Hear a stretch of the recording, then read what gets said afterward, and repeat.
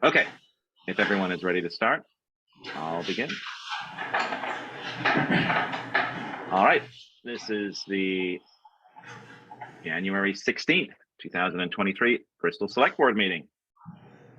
I am Ian Albinson and I am the chair. I'd like to do a call to order and review agenda for addition, removal, or adjustment of any items. I don't think we have any additional things tonight. Unless, Val, you have something. We might want to rearrange the order and have fire department go first ahead of police, in part because Brett is here and I'm not sure what time or if Bruce is there in the. Bruce is here. He's in person. Yeah. Okay. But that's just a suggestion. Okay. If Bruce. Well, Bruce is in person. Is Bruce, are you staying for the entire meeting or just up until after your budget? Let the fire department go first. Theirs is going to be easier. He said let Brett go first. It's going to be easier. Ooh, okay, controversial. You're setting us up. All right, let me switch that then. So, Brett, so you know, fire department will be item number 2 instead of number 3. Just move that. Bubble it up. That way Brett can get done and go. Okay. All right. Item 2, overview of Zoom meeting operation and procedures. Folks know this by now. Please mute your microphones if you're on Zoom at home or wherever, and be recognized by myself, the chair, if you wish to speak. Item 2, public forum. Opportunity for 5-minute discussion per person for any items that are not on this evening's agenda.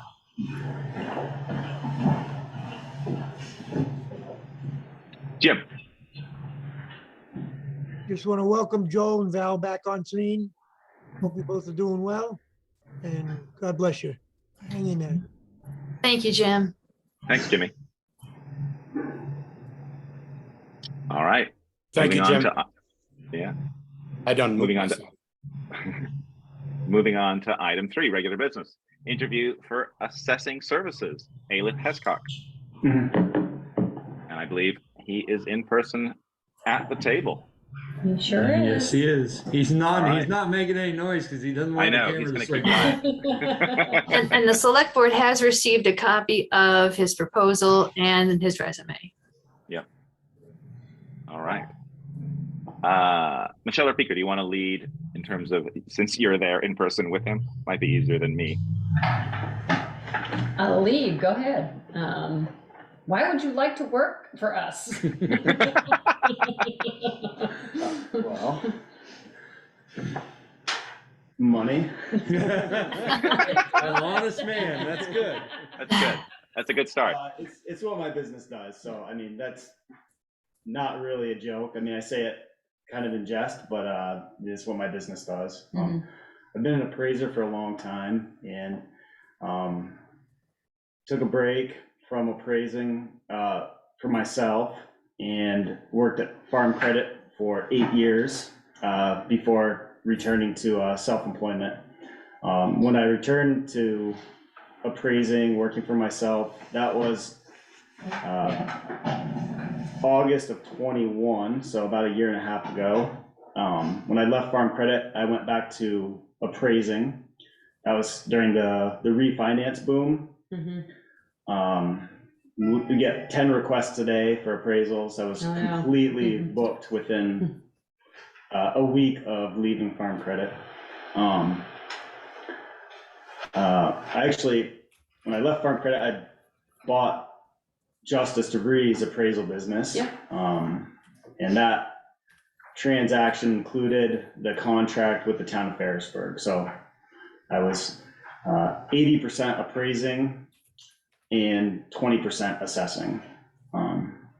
So the refinance boom was pretty amazing from a appraisal business standpoint. There was 10 requests a day. That came to an abrupt halt with, I guess, lack of inventory, but mainly interest rates. We know what monetary policy is and academically what that means, but I saw it firsthand. When interest rates go from 2.875% to 7%, it stops. Shuts it down. Yeah. That's different. That's not a statement about the real estate market. That's just a statement about the real estate appraisal industry.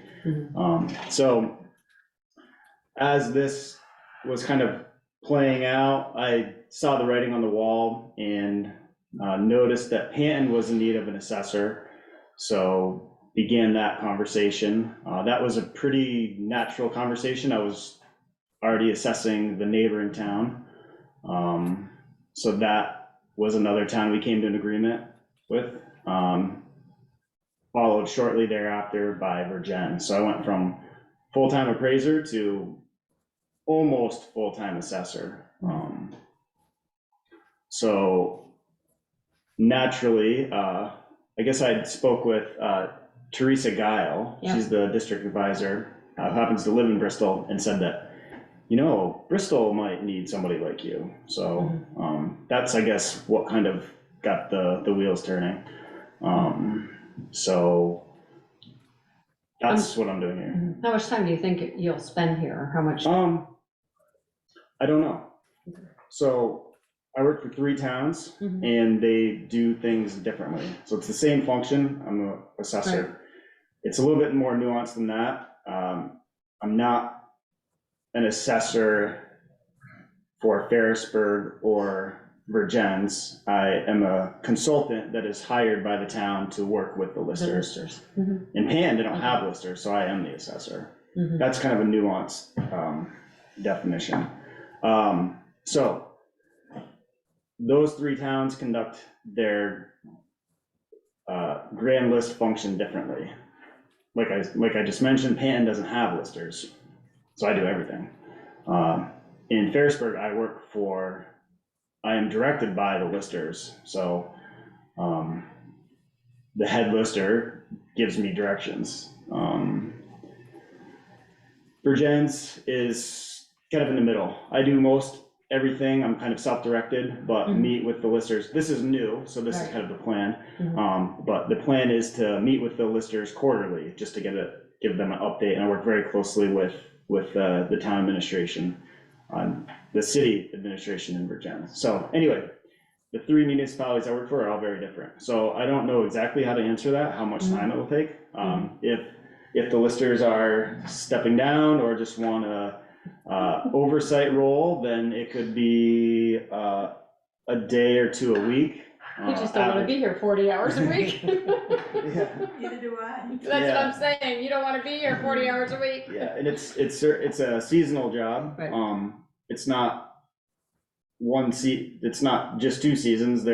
It fluctuates throughout the year. There's a busy season in the spring, and then at the end of the year, and there's cyclical. So I guess I don't know how to answer that. It could be a few hours a week, averaged out over the year. It could be a day, probably not 2 days. I don't know how active the town is. I don't know how many change of appraisal notices went out last year, but Ferrisburg's a pretty busy town. So I don't know, but could be as busy, or I could be as active and as present as you guys really want. Okay, Val, you have a question? Yes, a comment rather. This past year, the town budgeted $21,000 for professional services. And at the proposed rate of $65 an hour, that amounts to 323 hours per year, or factored over 50 weeks, that would be 6 hours per week. You know, just 6 hours per week. But as he noted, it's seasonal. There might be higher and lowers, so that might be an average figure. But that's a baseline to measure from. At the amount that the town budgeted for last year. Yeah, and we didn't really have any idea, because we didn't know how to go about coming up with a figure. Yep. We didn't know whether it was an hourly project or whether it was a. Yeah, that's the right ballpark, if you touch low, but Ferrisburg is 37,000, pretty active town. We came in under budget by a significant amount, but I anticipate that going up. The town clerk in Ferrisburg does a lot of assessment duties, current use, for example. So anyway, the 21,000 is probably low, but again, I don't know. That would be a discussion to have with maybe Valerie and the listers and the town clerk. But Well, I think part of the reason you're here tonight and not later on is because we're trying to figure out where we Our need to be budgets. budget-wise if this is the route we go. yeah, You know, we never got there last year, we never, Well, we had put out for yeah. assessing services and nobody responded. If I remember And right. as an alternative, 10 hours a week, an average of 10 hours per week would be 32,500. Mhm. So 6 hours or 10 hours would be averaged in either case. Yeah, and we figured we're gonna have to do a reappraisal sometime within the next, what, 3 to 5 years? Is that what we We're said, there. Val? That would be a separate contract. Yeah, we're at 81%, so. So, we're there. okay, it's gonna be sooner rather than later. So how do you see yourself fitting in on that piece? well, that's certainly a related topic, but distantly related. I mean, that's almost a completely separate topic. And a separate contract. Yeah, Well, correct, yes, I know, we Yeah. usually hire somebody to do the actual Yeah. reappraisals. yeah.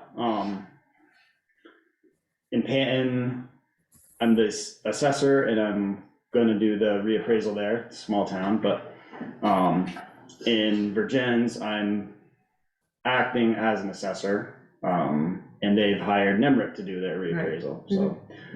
But I certainly, I'm a small company. I am expanding and hiring, so I would hopefully have the capacity to do it.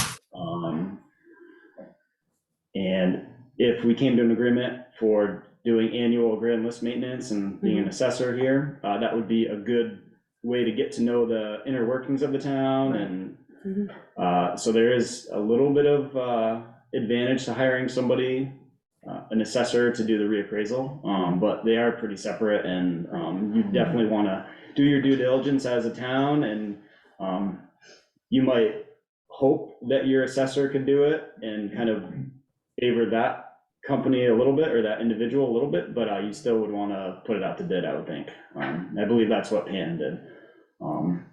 I don't know how many responses they got, but Yeah. Does that answer the question? Yeah.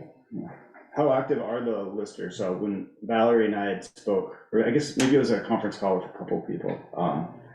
Me, You were on there too? Yeah. yeah, Mark was on there. Yeah, so how active are you guys planning to be? We could be more active, except that it's supposed to be a part-time job. I'm supposed to be retired. We're pretty active. We're trying to whittle down the list that we have. Currently, we have 60-some inspections that we know of at this point. For reassessment, stuff that you have to reassess? Yeah, they put I mean, somebody putting in a shed or adding a deck is not a big deal, but firehouse apartments is a big deal. I don't feel qualified to do that big a project, or if there's a big commercial thing going on, I'm not that qualified to do it. And we did get a bunch of new houses last year. Oh, God, and they're still coming. They're still coming, yeah. They're still They're still building. So I think a lot of it would be in the new construction area. It would be nice to know what we're missing as far as when we go out and look at a property. Yeah. Because I'm new to it. Doug, who is the third lister, he's pretty good with the construction end of it, because he's done that kind of stuff. But, I sat in an office my whole life, so. Good with the numbers. I'm good at numbers, and I'm good on the computer. So certainly I could input stuff. I've got a short form that we use now so that we can send it out to homeowners and hopefully they would fill it out. But usually we get, oh, I'm too busy, so. You'll be really busy when you get an assessment you really don't like. And if people, I mean, we sent one and I wrote a note on there and said, we need to hear from you or we're going to make assumptions that your project is 100% complete. Because you can only try to get a hold of somebody, 100 times, not 200. So that's part of it. It's hard to get a hold of people. We like to call and let them know we're coming so that the police don't get any notices that we're lurking around properties. So we're, there are a lot of new homes out being built now. We try to get out there. I send out the form for them to complete if we can't get a hold of them. I can usually from a permit at least get the dimensions of the house and get square footage, but how many bathrooms do they have? How many, bedrooms? How many, well, usually it's just kitchens, but if they don't respond, and we've had that where, all right, so this builder built these other homes and they all had X number of bathrooms. I'm just gonna assume that that's what this guy's got. Is that true? Maybe not. Maybe not. I found, it was done way before my time, I think it's been on the books forever, that there was a house that had 80 plumbing fixtures, and I said, I know that house does not have 80 plumbing fixtures, I think it was a typo. They never agreed that, and I changed it to 8, figuring somebody made a mistake and they put an extra 0 on. So if I catch things, I don't think there's any house in Bristol that has 80 plumbing fixtures. But, mistakes happen. And I was in accounting and payroll and taxes for many years, so I like to be accurate. I don't like guessing. So that's why I like to get a hold of people. I think we had 8 grievances last year.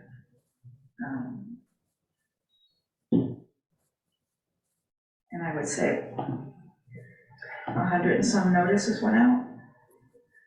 Somebody added a shed, somebody made their deck bigger, their building burned down. But Well, the ones that go down, they don't usually argue anyway. No, and I know I drive by this house regularly and their garage is kind of like, but they haven't called to say It's not usable. it's not usable. And I believe it's the homeowner's responsibility to let us know. If they take something away, yes. Well, they're supposed to let you know if they add on as well, but. Right, but not everybody does that because. And that's what we find when we reassess. We find that Right, there's- so, Yeah, there's a that's deck the there benefit now. of having to do another one. And we have, I don't go out and snoop, but if I see something, then I'll ask the question. And I'll ask Chris, was there a permit for this? Yeah, so that's the benefit of my proposal. I think that it's an hourly, would be an hour, billed by the hour. So want to communicate and get a plan so that I can adequately plan for how much time to spend. But if you have 3 active listers that I want to do it, then I can review or assist or do the more complicated ones, but it's an hourly proposal, so We that haven't does had- provide a little flexibility. I understand budgeting and planning, but there can be some flexibility. Yeah. We want to communicate and wouldn't want to And we want to go out and see what you do, yeah. see what we're not doing. And we are down a lister at this point. He's coming back, he tells me, but, and I'm gonna hold him to it, but Well, he's working full-time and he's supposed to be retired too. I know. In fact, I talked to him today, so, they think they've hired somebody, so he should be coming back. But probably my weakest part is actually going out to a property, 'cause I don't know construction. Joel, you were a lister for years. You must have. Yeah, I got a few questions, and I'm sorry, I didn't catch your name, fellow, that guy, our candidate. Ayla. Ayla. Yeah, as Peter said, I was a lister for 15 years in the town, and I think I still probably hold the record for going in front of, had 480 appeals in 1 year after an reappraisal in '93. And then we had 75 state board appraisals after that. So in 3 US or Vermont Supreme Court cases. So I think. What year was that? I've got a little experience here, and you said you bought out Justice DeBreeze. Yeah, you said you bought out Justice DeBreeze. Justice and I sat across the table many hearings, and he was a friend, and he's a great. He was a great appraisal and knew his. As Patty said, I think the listers now really. Back then, I needed help with the big appraisals, the big apartment house that came in down on Route. Down on up in River Road corner, Shaw's Plaza, Casella Waste Management's garbage dump, those type of ones that I would. I think. How would you prioritize those 6 hours or whatever to do those types of things? And maybe Mark and Patty and Doug can go out and measure the deck, or somebody ask for a 24 square foot garage, 24 garage. How would you prioritize those types of things?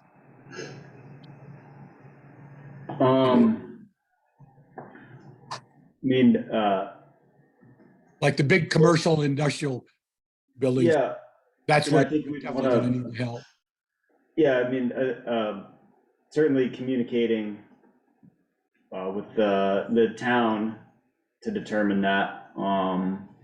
The town might say, we really just need you to assist with grievances and do these 10 properties. So I would kind of put the onus maybe on the town to direct me on that.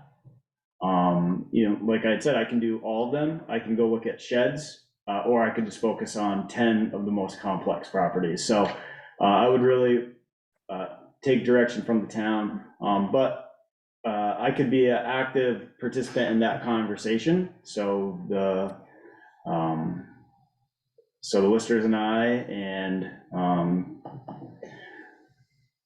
Valerie, town clerk, could all communicate and get a plan.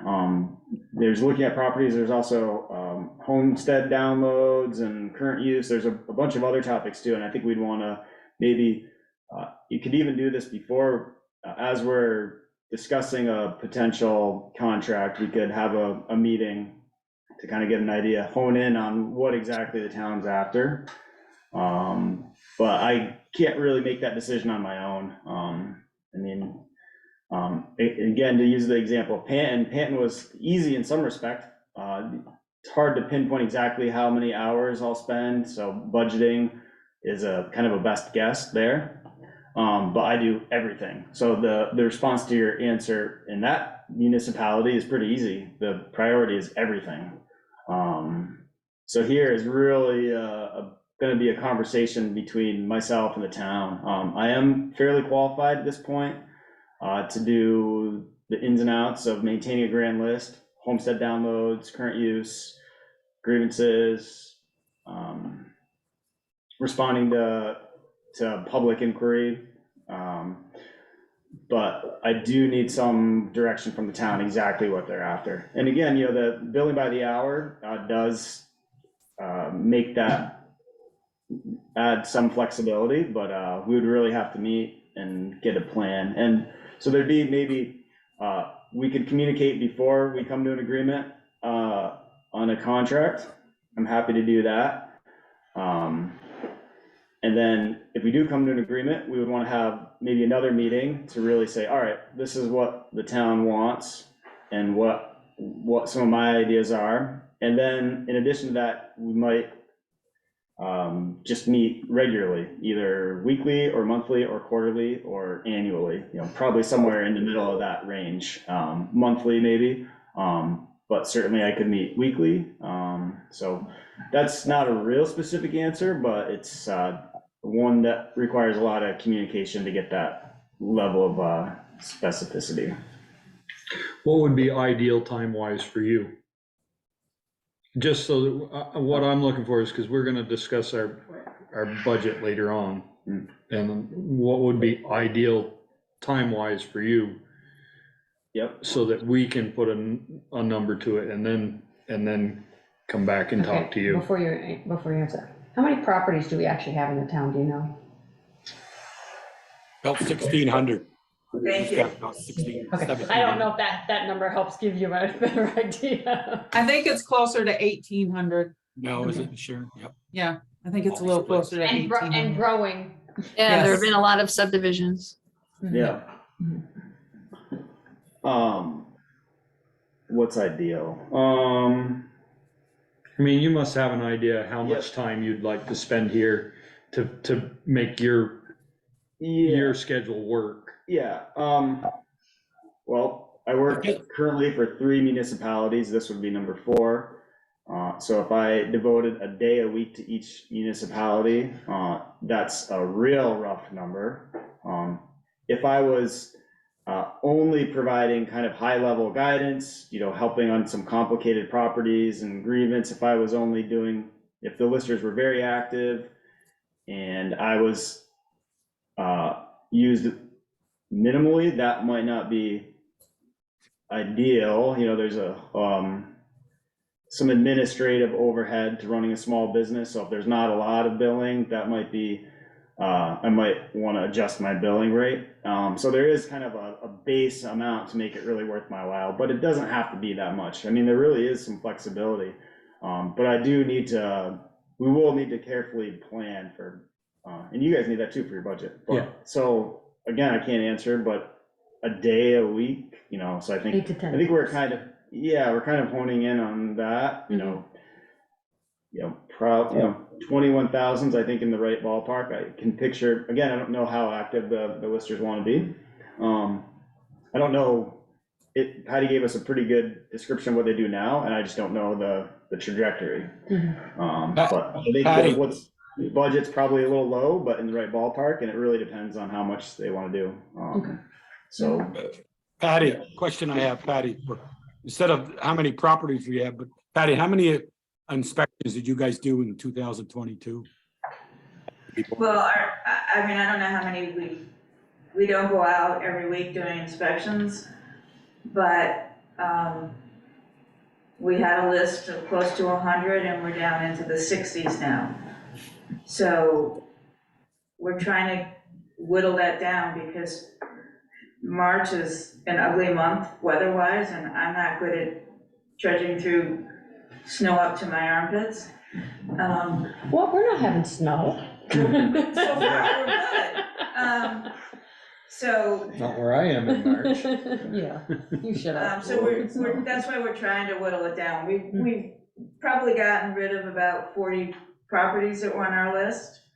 And that's really been since maybe October, November. in May, you sent out 100 notices though. So every year you'll be, Anybody, Required anytime by they put a law, shed yeah. on or they. so that was about 100 you sent out? Yeah, maybe a little more. And it but sounds like this year you'll send out maybe 100? At least, because Yeah. there's been a lot of new builds. Right. So that's more than, definitely more than Panton. That's more than Virgin's does, Well, if they would just but build, fewer than Harrisburg. if they would just build rectangles and squares, it would be really easy. Mhm. But they like to go in and out. Yeah, They don't make it easy, or angles.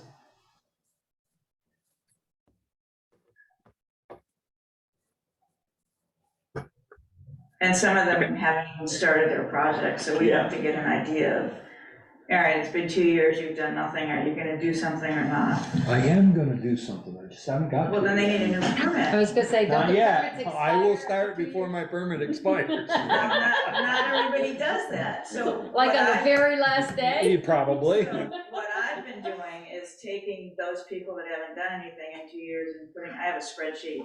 So they got the active, and I got expired permits. I've got ones we just need pictures or a sketch, and I've got the ones that were done. So, You're very well organized. well, I'm trying. My paperwork is maybe not so organized, but my spreadsheet's pretty good. So I like to put the permit number and the date that it was issued, and, you know, how many years is this gonna go on? I know construction costs have gone way up, and that's slowed the process down for people that said, oh, I was gonna put in an addition or a new deck, and they just can't afford to do it anymore. So I have the list, and I figure with the expired permits, I can go snooping around to see if they've done anything, if you can see it from the road.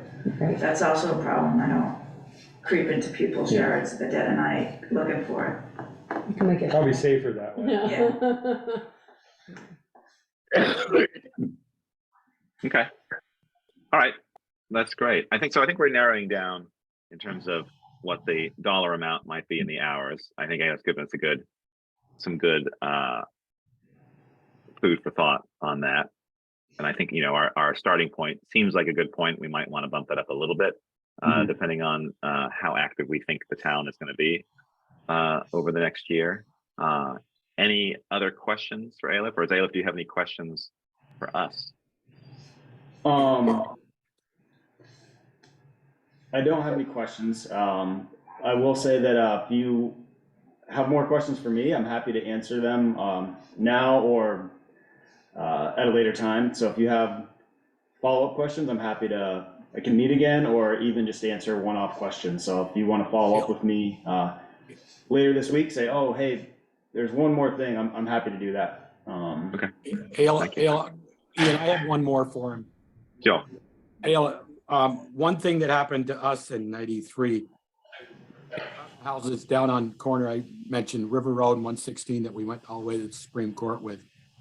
We appraised that. That was one of my first ones, and my architect friend and the lister also was with me, and he was an architect, so you know how the drawings were perfect. And we did $1.1 million, and they came in front of the BCA, or in front of us first, and said the place is only worth $205,000. Now 1.1 to 285 million is quite a stretch. Well, it went all the way to the BCA, down to 700,000, then it went down to the Vermont Supreme Court, it went to 425,000, and they got on something called, can't remember the name, it's been 25, 30 years now, 30 years. They got us because the investors, like Noyes, God rest his soul now, had $75,000 invested in that project. The later had 100,000 invested in that project, and they weren't getting paid for 20 years to get 75 back. So that decreased the value of that property. They said they are from the Supreme Court down to they said if they had to sell it that day we appraised it, they would get 485,000 or 285,000. I wonder if you've had much experience on, I won't call it crooked appraisals, but creative math and creative ways of appraising property value versus investments. If you've ever had that done. Got any experience on any experience outside the box of appraisals? Fought at court or fought it in front of this State Board of Appraisal? I don't quite follow that example, but I don't have experience in front of the state board. I've been to several grievance hearings and a handful of BCA hearings, including a few settlements after grievance, but before BCA. But that's the farthest I've gone. I've done a lot of review appraisal work. When I was at Farm Credit, I was responsible for appraising a large part of the association's portfolio, so much that we would often hire outside appraisers to do the work for us. So I would be appraising dairy farms, but other types of collateral we would sub out. And so I reviewed hundreds of appraisals through that experience. Okay, So I've got a lot of review appraisal experience. And naturally in this business, communicate a lot with clients and follow-up questions. So I feel pretty good on my feet answering questions and defending my position. I've got a pretty good track record on that. But to answer your question, I do not have experience in front of the state board. For what it's worth, I would feel pretty comfortable. I mean, appraisal is about finding evidence, making a conclusion that's supportable. So I don't just come up with a value, because that would put my license at jeopardy. So okay, I might say, I don't know how much this is worth. You know, the example you had sounds like an interesting one. And so certainly when you have a property that's unique, you might not know what it's worth.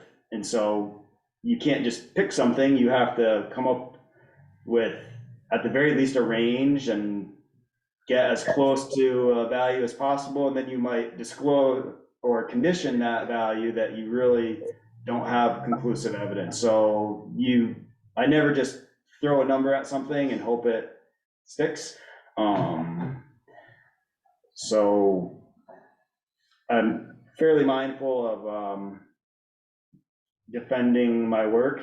And that's kind of wanting to do the right thing, but it's also just being mindful that anytime you do a bad job, you can lose your license. And as an appraiser, that's your livelihood. So I'm kind of play defense like that. okay. But I can answer your question more specifically about the investment property if you give me more details.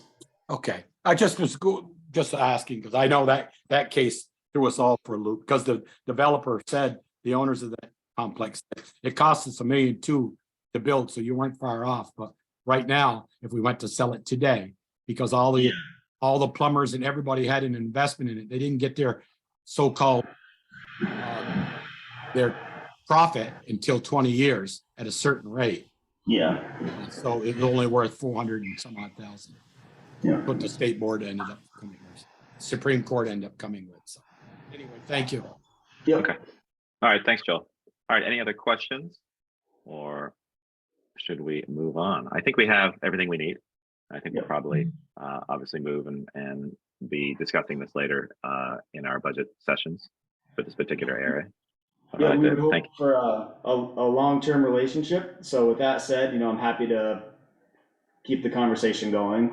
So if you have questions, just let me know. I'm happy to come back. Yep. Thank you. Thank you for coming in. Appreciate your time. Yep. Thank you, guys. Have a good evening. Yeah, you too. Thank you. Thank you, Alyth.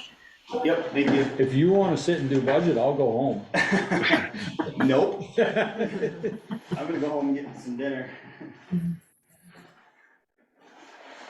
Nice try, though. Okay, bye-bye. Thank See you. ya. Thank you very much. All right.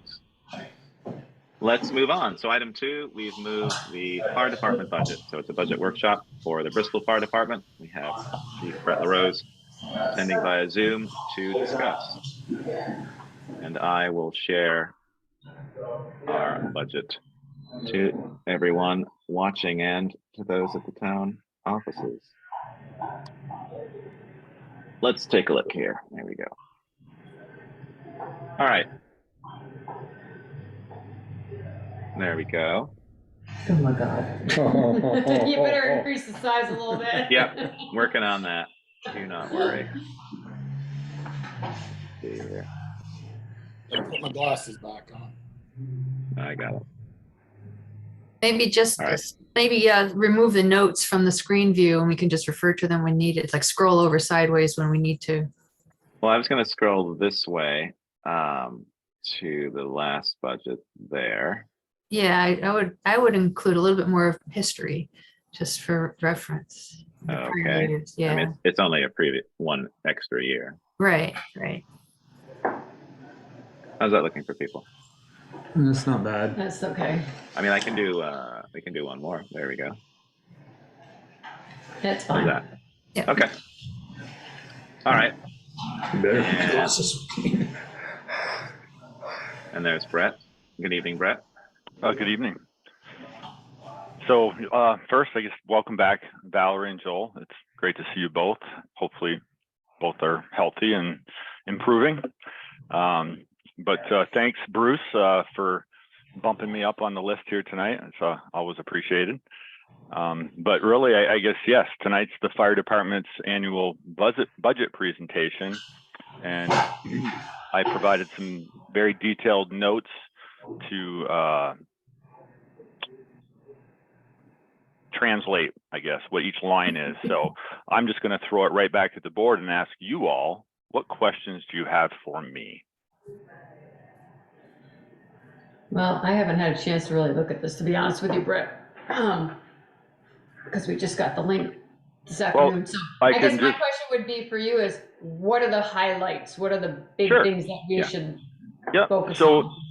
Well, I guess going into this discussion, and again, Valerie, I don't know if you have anything to add. I don't know what the bond payment is for the fire station. I placed a number in there. It was comparable to last year's. So I don't know if anybody has any idea. I do have that. I do have that figure. Yeah. Is it less? It's 122,798. Oh boy, you're my hero. All right. Every little bit helps. Yeah. And change, 33 cents and change. Thank you. So, okay, to answer Michelle's question, I'll just go over some of the highlights. So the labor line. So as you all probably recall, a year ago, you authorized not only the hourly rate payment to our firefighters for their continued response for calls for service, but in addition, their required training and fire station duties, equipment inspection, shoveling snow, cleaning, all the other stuff they do over there. So the only change to that line is the increase in the state's minimum wage. So calendar year 22, it was $12.55. Calendar year 23, it has gone up to $13.18. So that's the reason for that increase. The stipends that are also paid to your fire department's officers, those did not change. So again, the only change in the labor line was the state's minimum wage increase. We're not, if you want me to refresh your memory, the hours did not change either. So we look at 56 hours on average per firefighter annually. We look at 30 hours of training annually, 9 hours for equipment and apparatus inspections, and 3 hours for facility duties. That's the breakdown per firefighter, and that is the same as you folks authorized last year. Okay. Annual dues, we pay dues to 3 associations, the National Volunteer Fire Council, the Vermont State Firefighters Association, and the Addison County Firefighters Association. Those dues, I think I based them on 34 firefighters.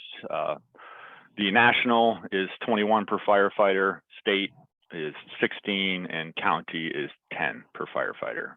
Okay.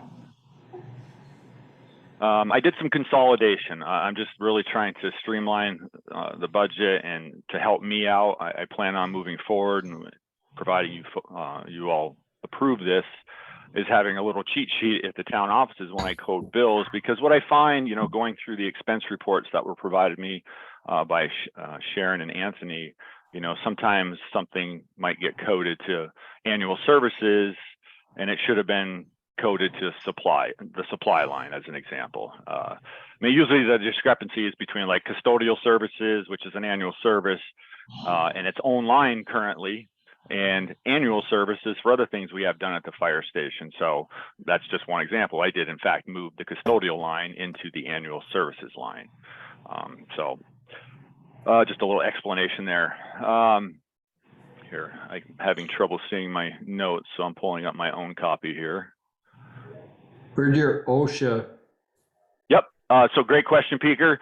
So that consolidation again, what was under the OSHA line previously, those were the annual face piece fit testing for our self-contained breathing apparatus. our annual flow testing on each of our 18 SCBA units in a rapid intervention pack, and our, what's the other one? Oh, the service of that air compressor that provides the compressed air that firefighters breathe. So those annual services, which they are, I move them into that annual services line. Okay, great. Yep. Okay. Not much changes in terms of supplies, electricity, obviously propane. Yep, and again, those numbers, Ian, like the electricity, the propane, the telephone, I look to the town to plug in those numbers. But looking at the expense sheets, you know, it seems like those are pretty, from last year, those look like pretty safe numbers. But yeah. Let's see here. Dispatching, standard, you know, 3% increase across the board. If you recall, several years ago, Shelburne Dispatch, Shelburne Communication Center, they transitioned from charging us on a per call basis to a flat rate, which for budgeting purposes just makes life so much easier. So, and included in that line is our annual $250 fee we pay to utilize a repeater on Chipman Hill in Middlebury as a backup site for when power goes down here in Bristol at our primary site. Our active 911 subscriptions, the next line down, just annual cost of those subscriptions went up per device from $13 to $15 per device.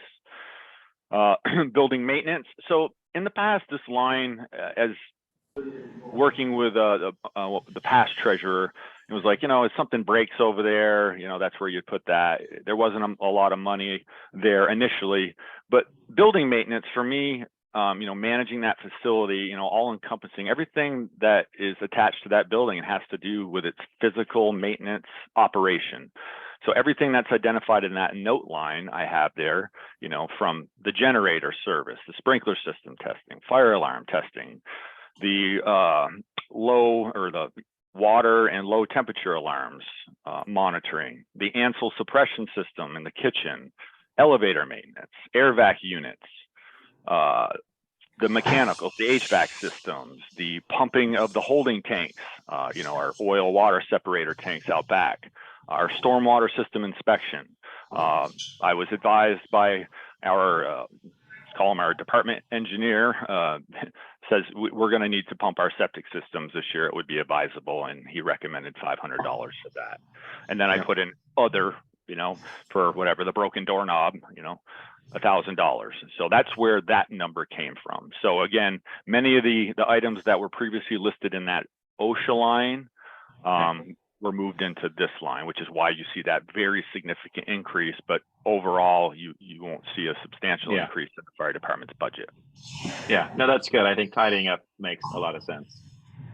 The next line down, I'm sorry, is there any questions on that, any of the lines I've spoken so far?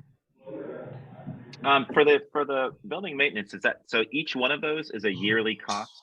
Yes, or sir. Are some of those, okay. Nope, those are annual costs to run the facility, keep it operating. Yep.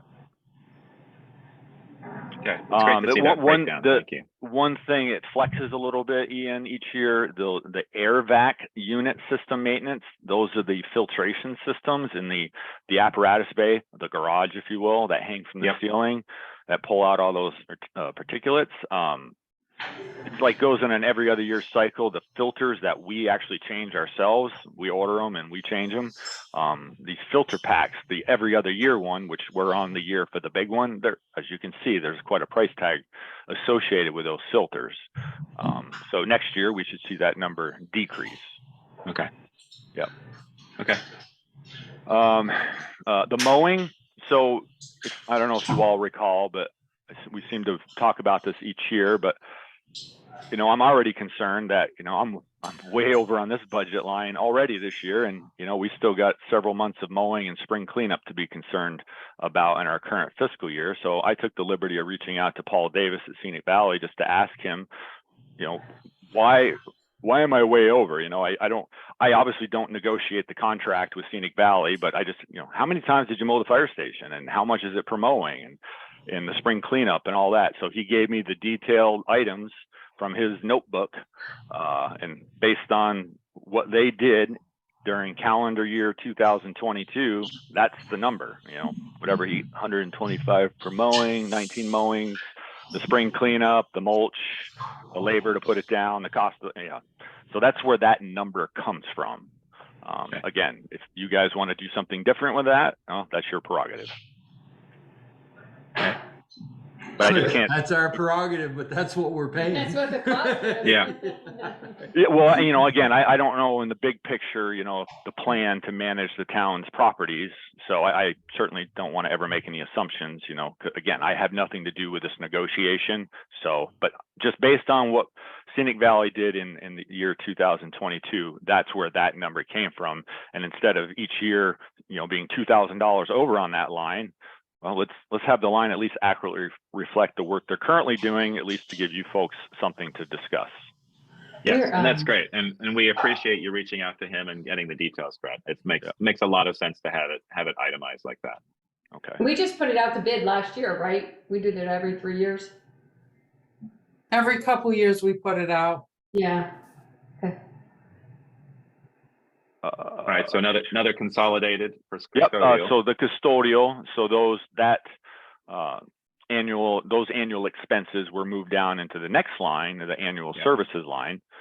So again, I'll quickly run through some of these annual services. Now, annual services, noted under building maintenance are many things that you would consider services, but they're directly impact the operation of the physical facility of the fire station. Where these items, these annual services, don't impact the physical operation of that fire station, but they're services we receive on an annual basis.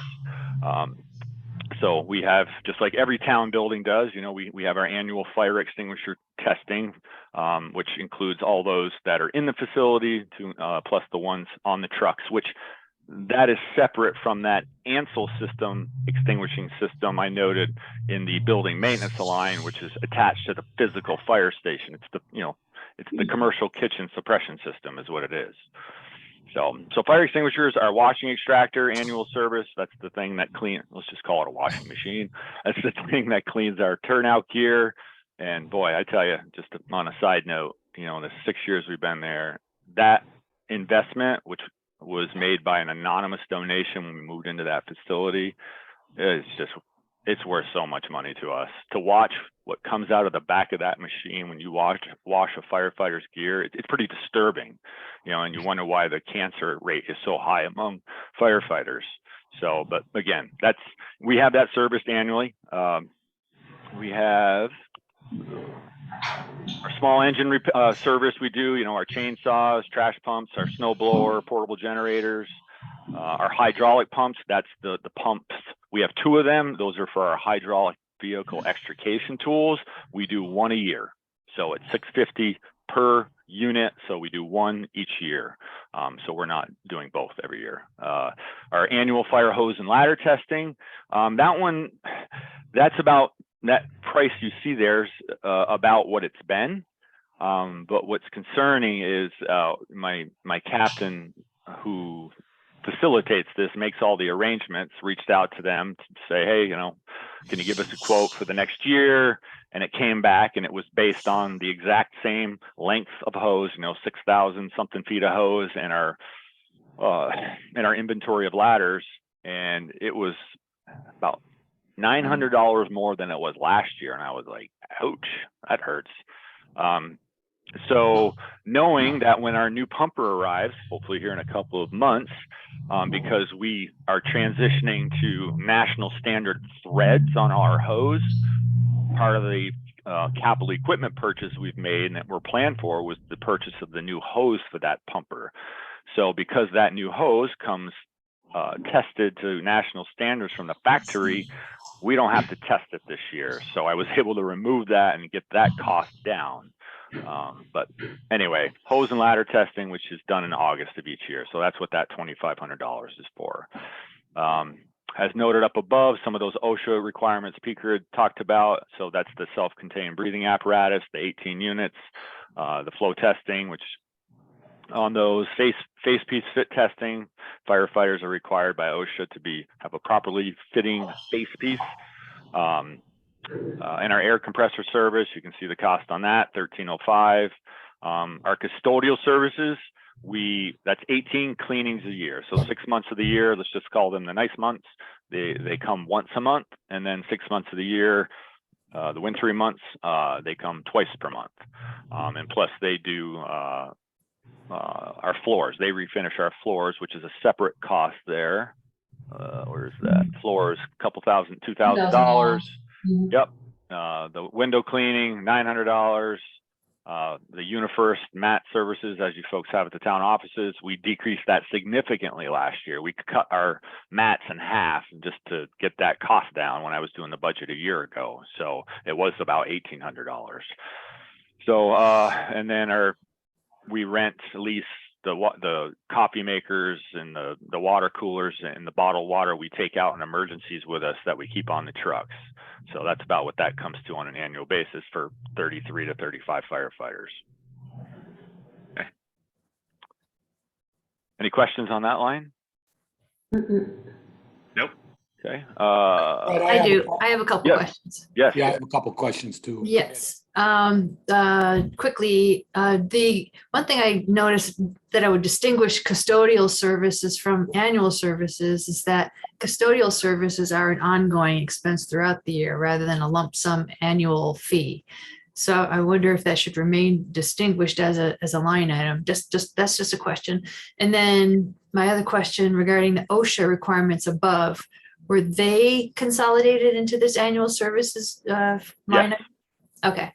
That does make sense. But I do have a question about whether custodial, just as a description, fits in there. And if that's, based on best practices, Valerie, if that's what you think as the town administrator, then I'm fine with that.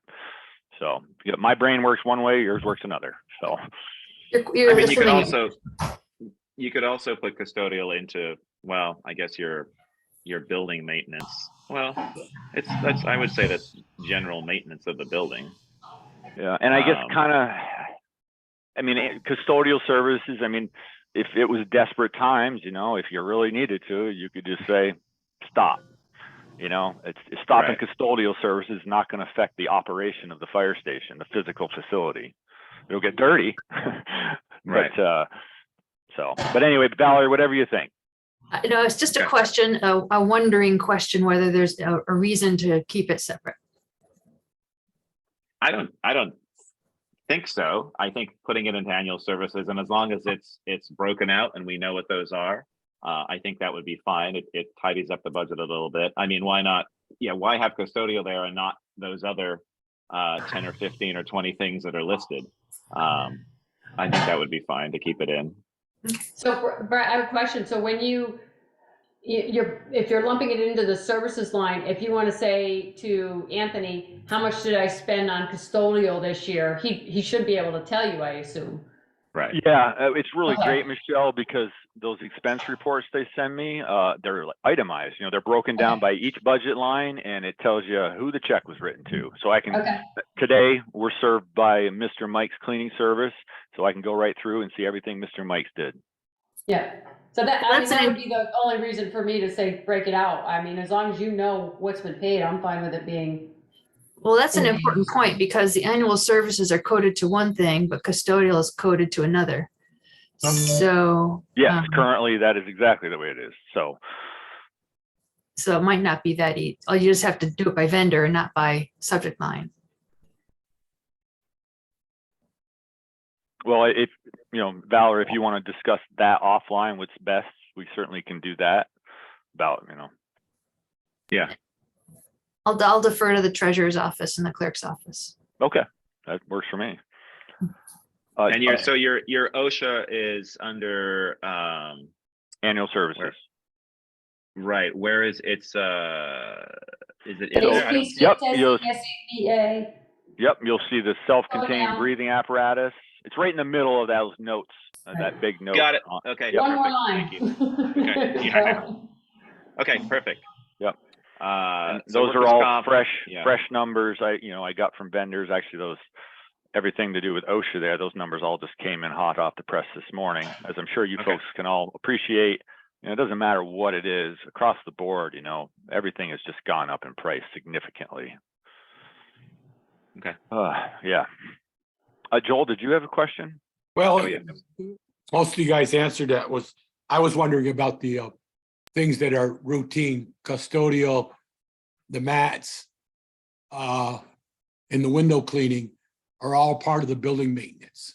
So should they go in the building maintenance or go in that custodial line if it wasn't removed? That was the only question I had.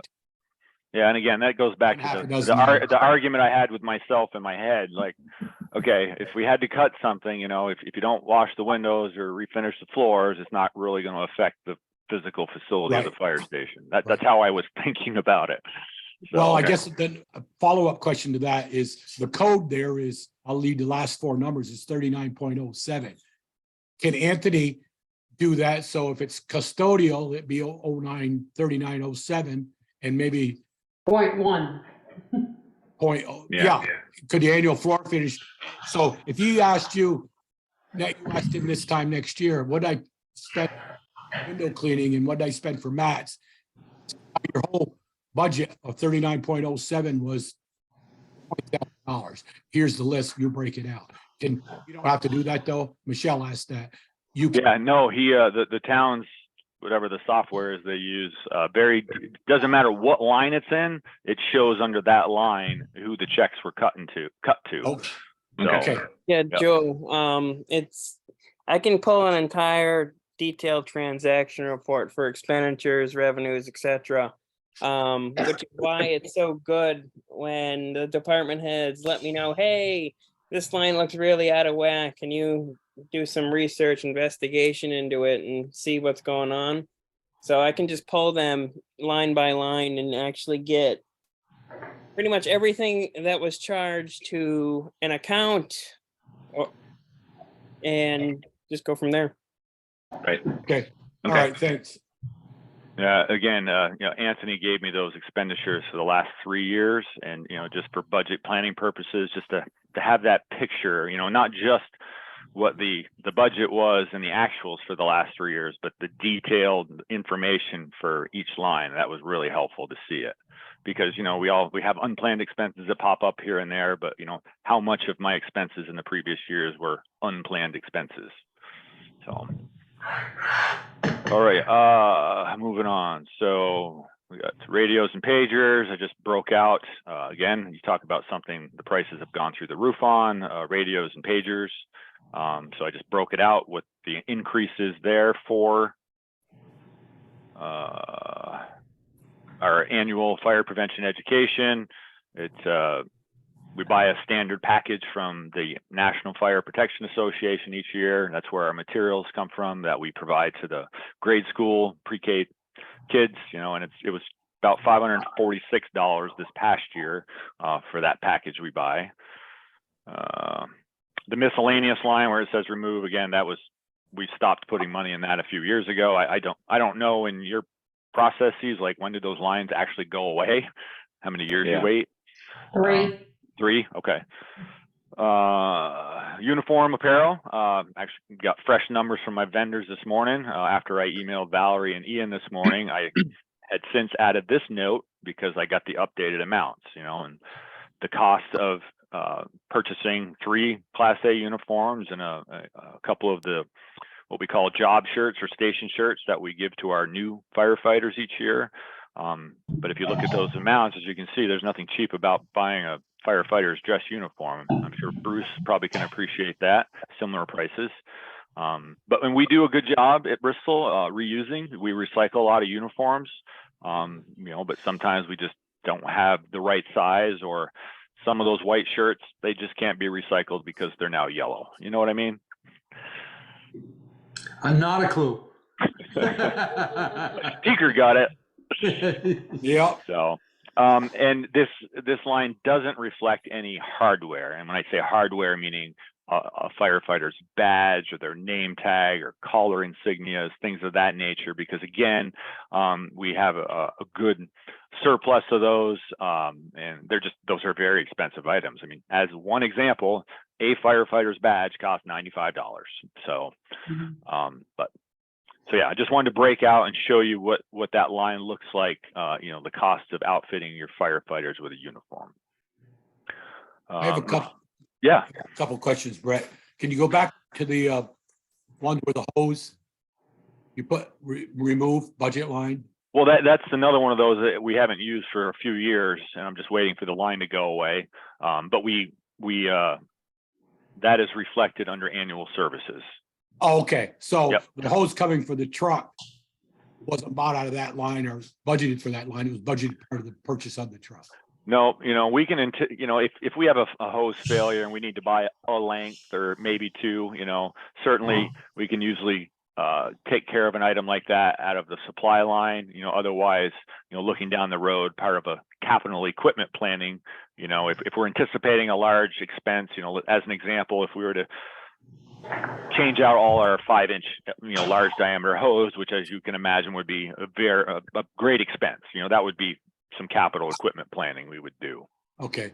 Then my last question is, you've told us over the years, and it looks like it's increased a little bit every year, the communication tower lease at the cable TV tower is a automatic 3% increase over 5%, but I don't see that in reflection here.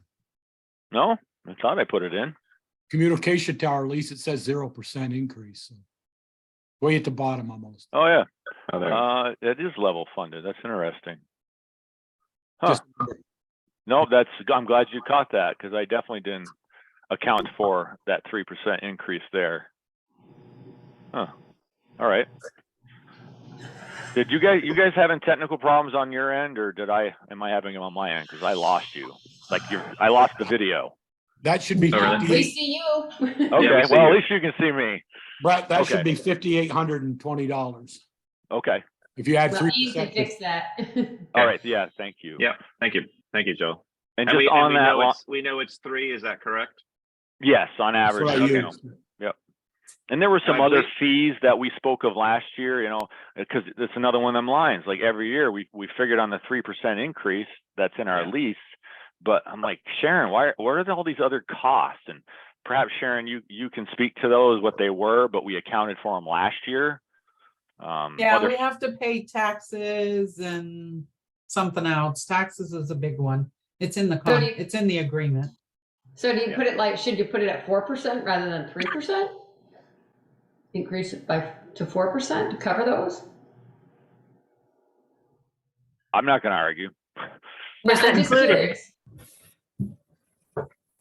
I hope we get through the budget season, because I know you guys got a lot going on right now, and especially with just Valerie getting back on her feet and Joel returning. But I'm going to have a much larger conversation with you all about this tower lease and some ideas. Some work I mentioned to you several weeks ago about some work we were doing with the Bristol Rescue Squad, some research, but we're getting some solid numbers in and some ideas. But in order for us to proceed in any capacity, we need some direction and certainly support from the select board. So after your budget season, I'll visit with you all on that topic. Yeah, because isn't our contract coming up soon? Yeah, it's a 5-year lease. We're in the second 5-year lease, and I think we're about 18 months out, 18 probably to 20 months out from the termination, or excuse me, the end of that lease. And there is some language in the lease that does speak to the advance notice is required before terminating a lease. But I don't know, maybe the town's lawyer can, if we get to a point, I can't say today that we're going to have an alternative solution a year from now. So you certainly don't want to back out of a lease or say, I don't want to renew it. But, I also, and as you folks probably don't either, this is a significant amount of money, and it goes up significantly every year. The rescue squad pays twice this amount. As we experienced during the recent weather event, we don't have a backup power source up there. It's just really, it's frustrating and it's challenging, and it's, it presents some safety concerns. The 3 chiefs, we depend on a text message from Green Mountain Power that says the power may be out at whatever the address is, 500 and something Moncton Road. And once we get that text message, that's when we get on the horn with our dispatcher and say, hey, let's do a radio check. And we do. And there's nothing there. And that's when we realize, yep, the power is in fact out. And that's when we switch over to that Chipman Hill site, which is not a reliable site for us just based on geography. So lots of challenges there. But we're working on something that hopefully will benefit the entire town for many years to come. So my follow-up question, not to that, Brett, was back to that hose, the ones that say remove the budget line. So Yeah. removed or put somewhere else, like in the annual services? Yeah, they put somewhere else. So should that say remove budget line or move to? Oh yeah, I see what you're saying. Yeah, you know what? That's a good point, because I didn't take the time, as you see up above. Some of them say remove budget line, and then I put a note next to it. Apparently I was tired and just didn't put a note next to those. Well, So I will go back in and do that. Okay, just if the public was reading this, they. Yes, yep, no, would good think point. it's I decreased. did even catch that one. Now, was it moved or consolidated? Or Consolidate. consolidated. Well, actually, the three down below that just say remove budget line, those three lines, we haven't used them for like 3 years. Right. So Okay, But the hose replacement, that was consolidated with a different line. Is that right? the hose, well, it says hose service replacement, so Yeah. it probably should be hose service slash. The service is the annual testing of our fire hose that I spoke of earlier, which is under annual services. So it's But- been consolidated. Yes. Yeah, so we should note that it's been consolidated. Yep, I'll do that. Yeah. Again, I'm adding that in right now. Oh, thank you. Okay, so we've got that one, and then the other one was the equipment Equipment service testing and maintenance, Equipment service testing and maintenance. which seems like it's going to be under the annual, perhaps. Yeah, it's all the ladder testing and hose testing and all that. It's Yeah. in with that. That's correct. Okay. All right. Yep. Super. And then, And The then other we've got the miscellaneous. yeah, we did away with that a couple years ago too, because every year I got this $200 miscellaneous line. I don't even know what it was Okay. for. Okay, so that really is a remove or just removed budget line. Yeah. Okay. All right, so we were down here, turnout gear, and then we've got your PS Tracks inventory management system. Yep. All right. That's no increase for that. No, we signed last year. I think we locked in the price Okay. for like 3 years with them. You know, we've been using the software, boy, I don't know, eight years now, probably. It's I know It's I've spoken amazing. about it, and I'd love to. I know. I wish the Public Works Department. I wish there was a version of it for the Public Works Department, but I know there isn't. It's really great to be able to instantly put your fingers on whatever you want. You know, I can Yeah. tell you any piece of equipment that's in any compartment on any vehicle, you know, our inventory of spare equipment. We use the system for reminders, you know, like the assistant chief is responsible for the physical fire station. You know, he has to take water samples, he has to change filters, schedule certain maintenance appointments, all that stuff pops up and says, hey, it's time to schedule this or time to do this. We use it for our monthly equipment and maintenance inspections. You know, the firefighters, when they do facility duties, that's how they check off that they've completed things. So it's just a great way to keep everybody on track, be organized, and be able to show you all and the public, if they ever want to know, you know, where all their equipment is. Well, we can tell you pretty quickly. That must have required a lot of data input at the beginning. It did.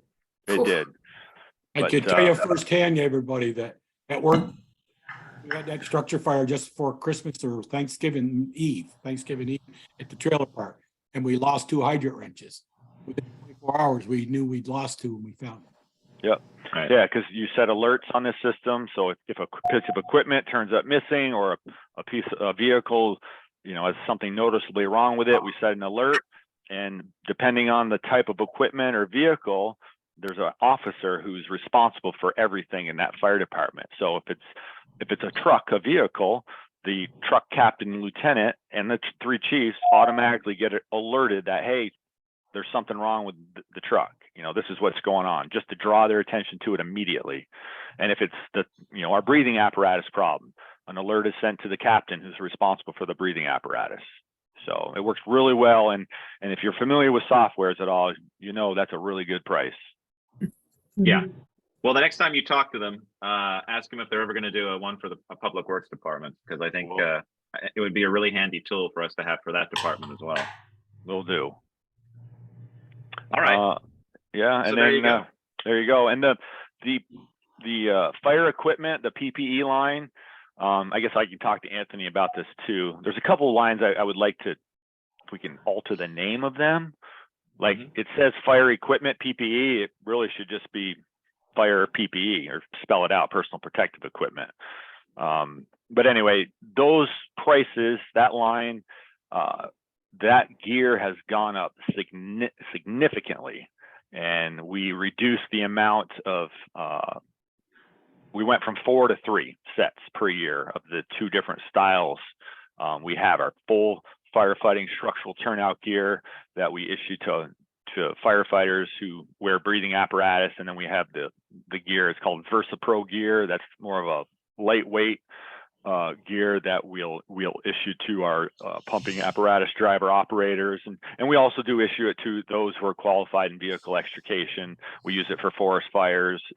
It's just what it is. It's really versatile, lightweight, something you can wear in the summer months, when you don't need to wear that heavy personal protective equipment. So, but those prices reflect 3 sets of that gear. Okay. Question. Yes. Are there grants available to cover some of those things, or were there?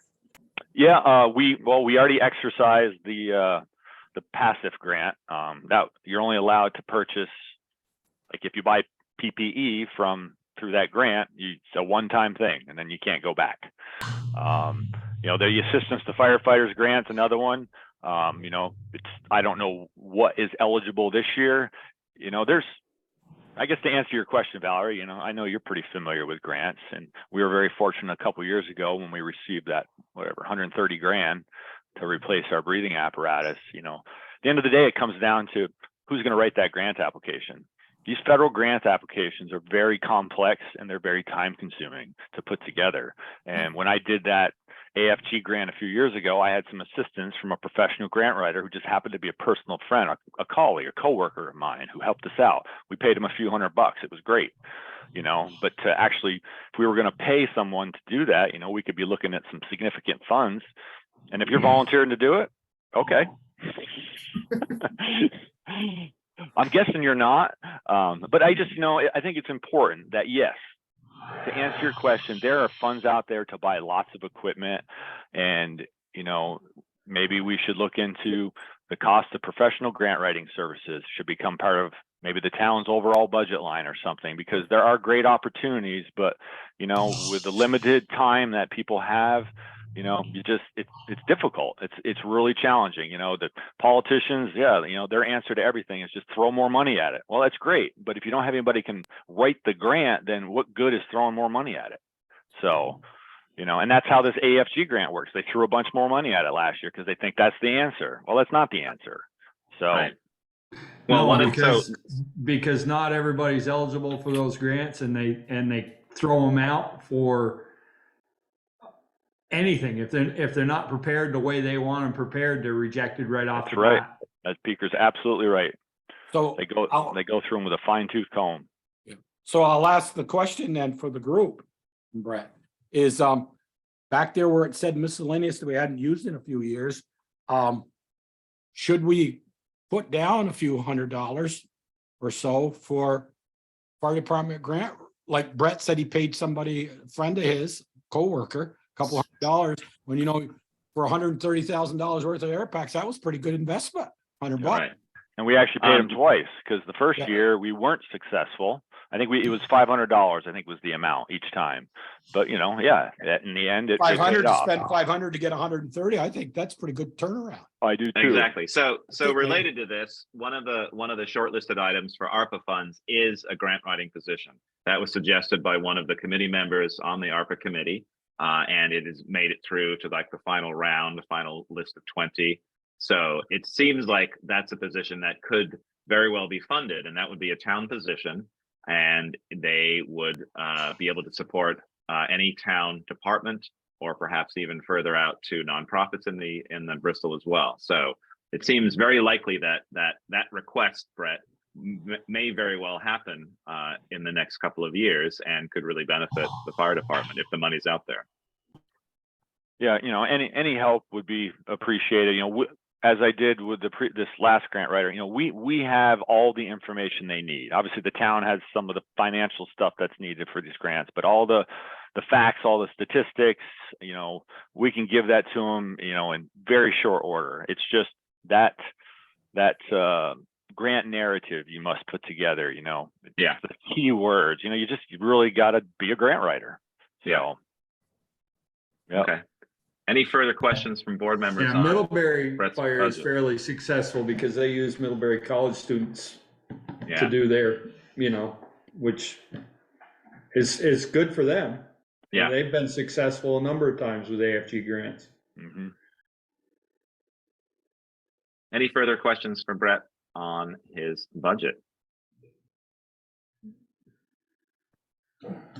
Good job, Brett. Yeah, All right. 2.6 is excellent. Yeah. Especially considering all the other price increases throughout the budget. Well, if you go back up to his fuel line, if you just level fund that, and we all know you can't. But Yeah. if you level funded that, we'd probably have a decrease in his budget or flat. But I know we've got to increase the fuel because it's gone through the roof. Yep. Okay. Well, thank you very much. Well, thank you for your time.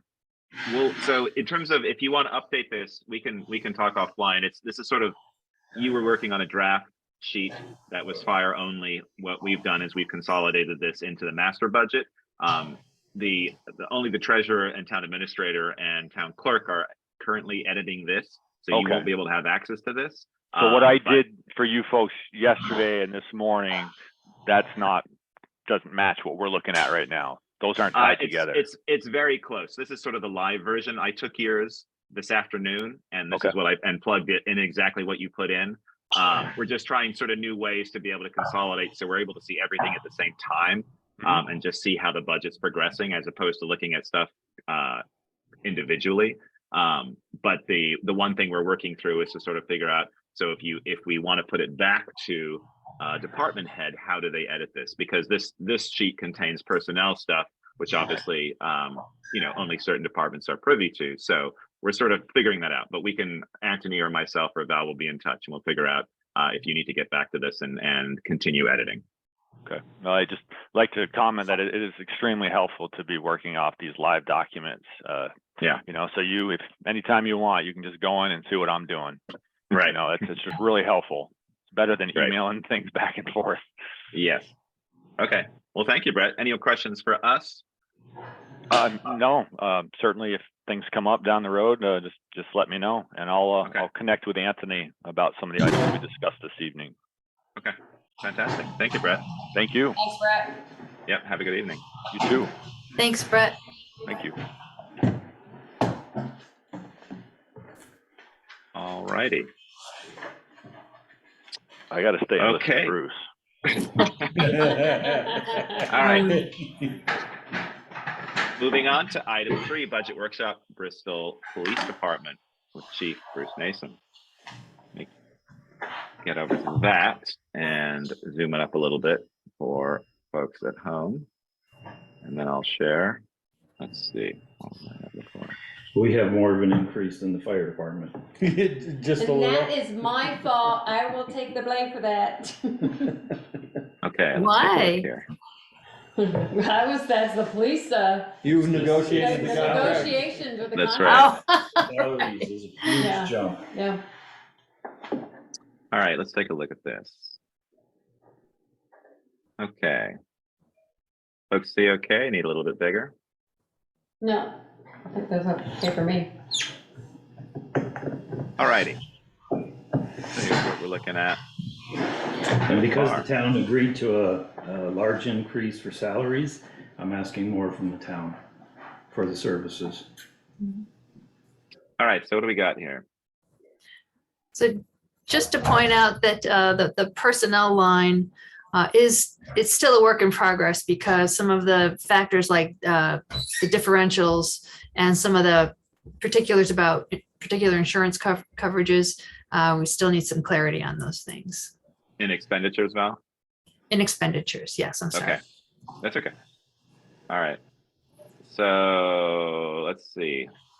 So detail revenues, looks like it's the same. Town traffic patrol contract.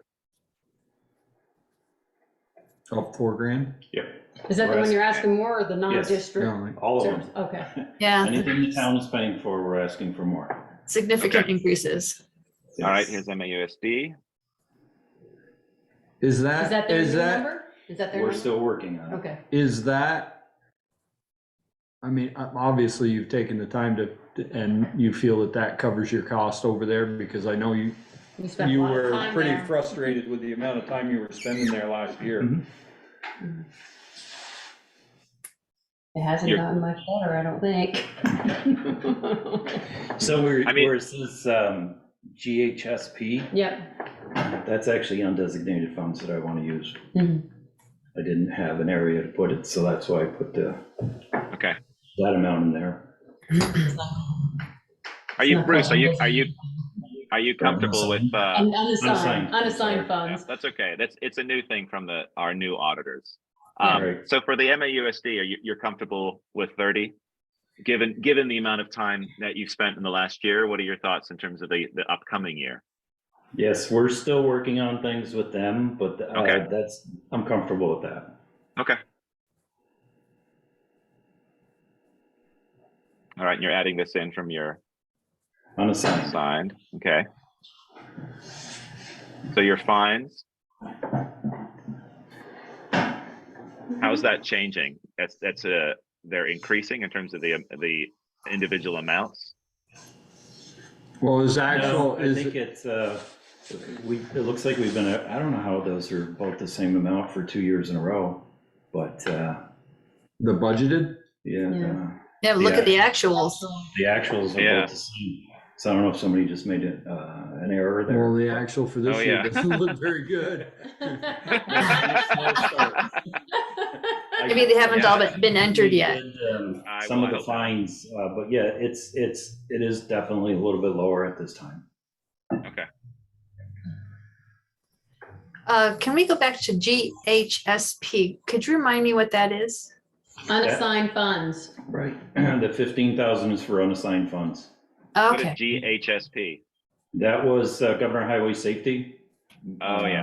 When they were putting the grant amounts in there, but that varies from year to year. So what we get reimbursed whatever time we spend there, and I mean, we don't know how many hours we're going to work.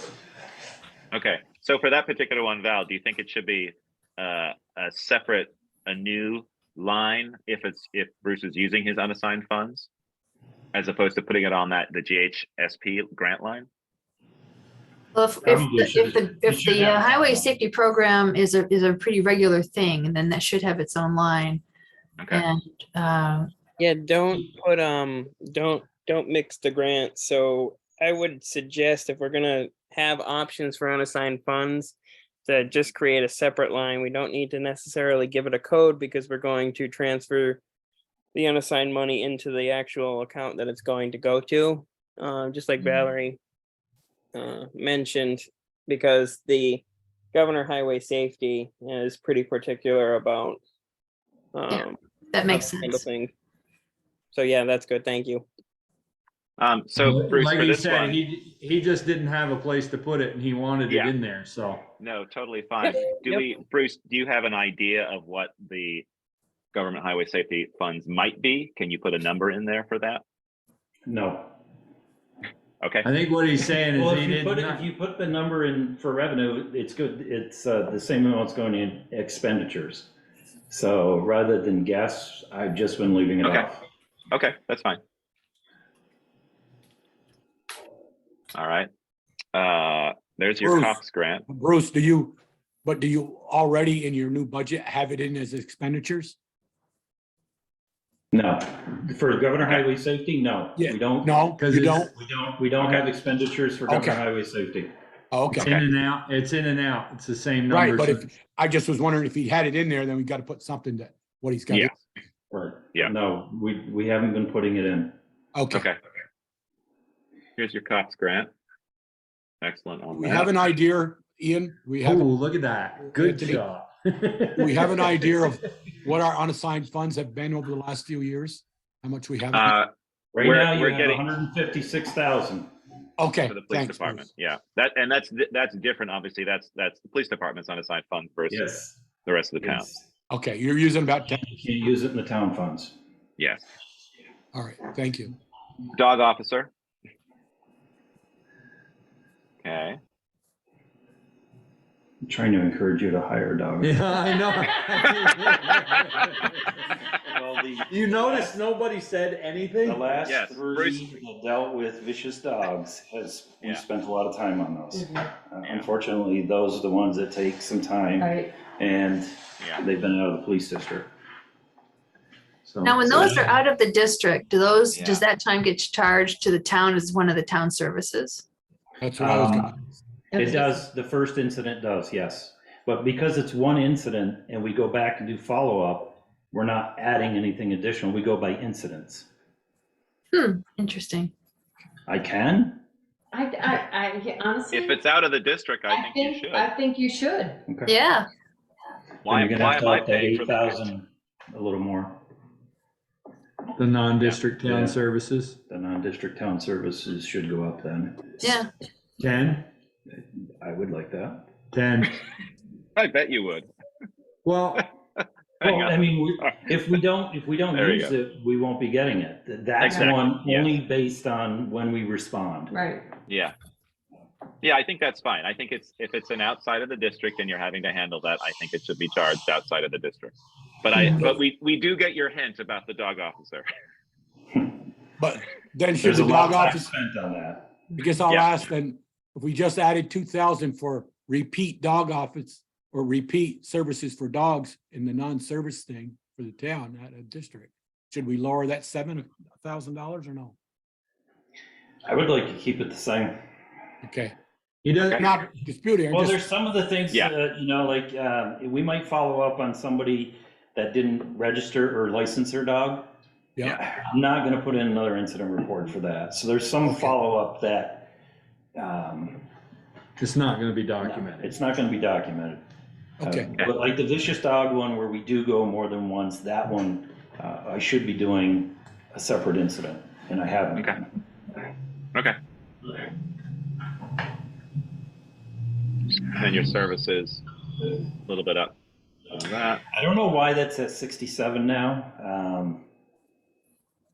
If you look at every other year, I think That doesn't have to do with school or the, No. like, that's fingerprints. I mean, Anthony can probably give you a breakdown of that, There's right? something, Bruce, we Right, can but- go through so- that one and So look. some of the because- fingerprints that currently are in there, part of the increase with the school would be we would take care of some of their fingerprints. So right. that would lower. So that's why I didn't go too high on that line. Yeah. Okay. But, and I think this year, there was an increase with some fingerprints because there's change in licensing for nurses, but that's like a renewal every 3 years. So we might see a bump this year, but we won't for 2 more years. Right. I mean, that's the same with the school, though. They have to be fingerprinted every Every 3 3 years, years. but they've too. been pretty consistent, pretty Yeah. steady. Mhm. is there a possibility that services and fines got mixed? I don't know. Anthony, you'll have to look into that. No, yes, I know, I'm gonna It just pull seems like, you know, they've been writing fines for quite some 6 time. months. 6 months, Yep. there ought to be, that's only $600 fines. I'm sure you've written more than that. Yeah.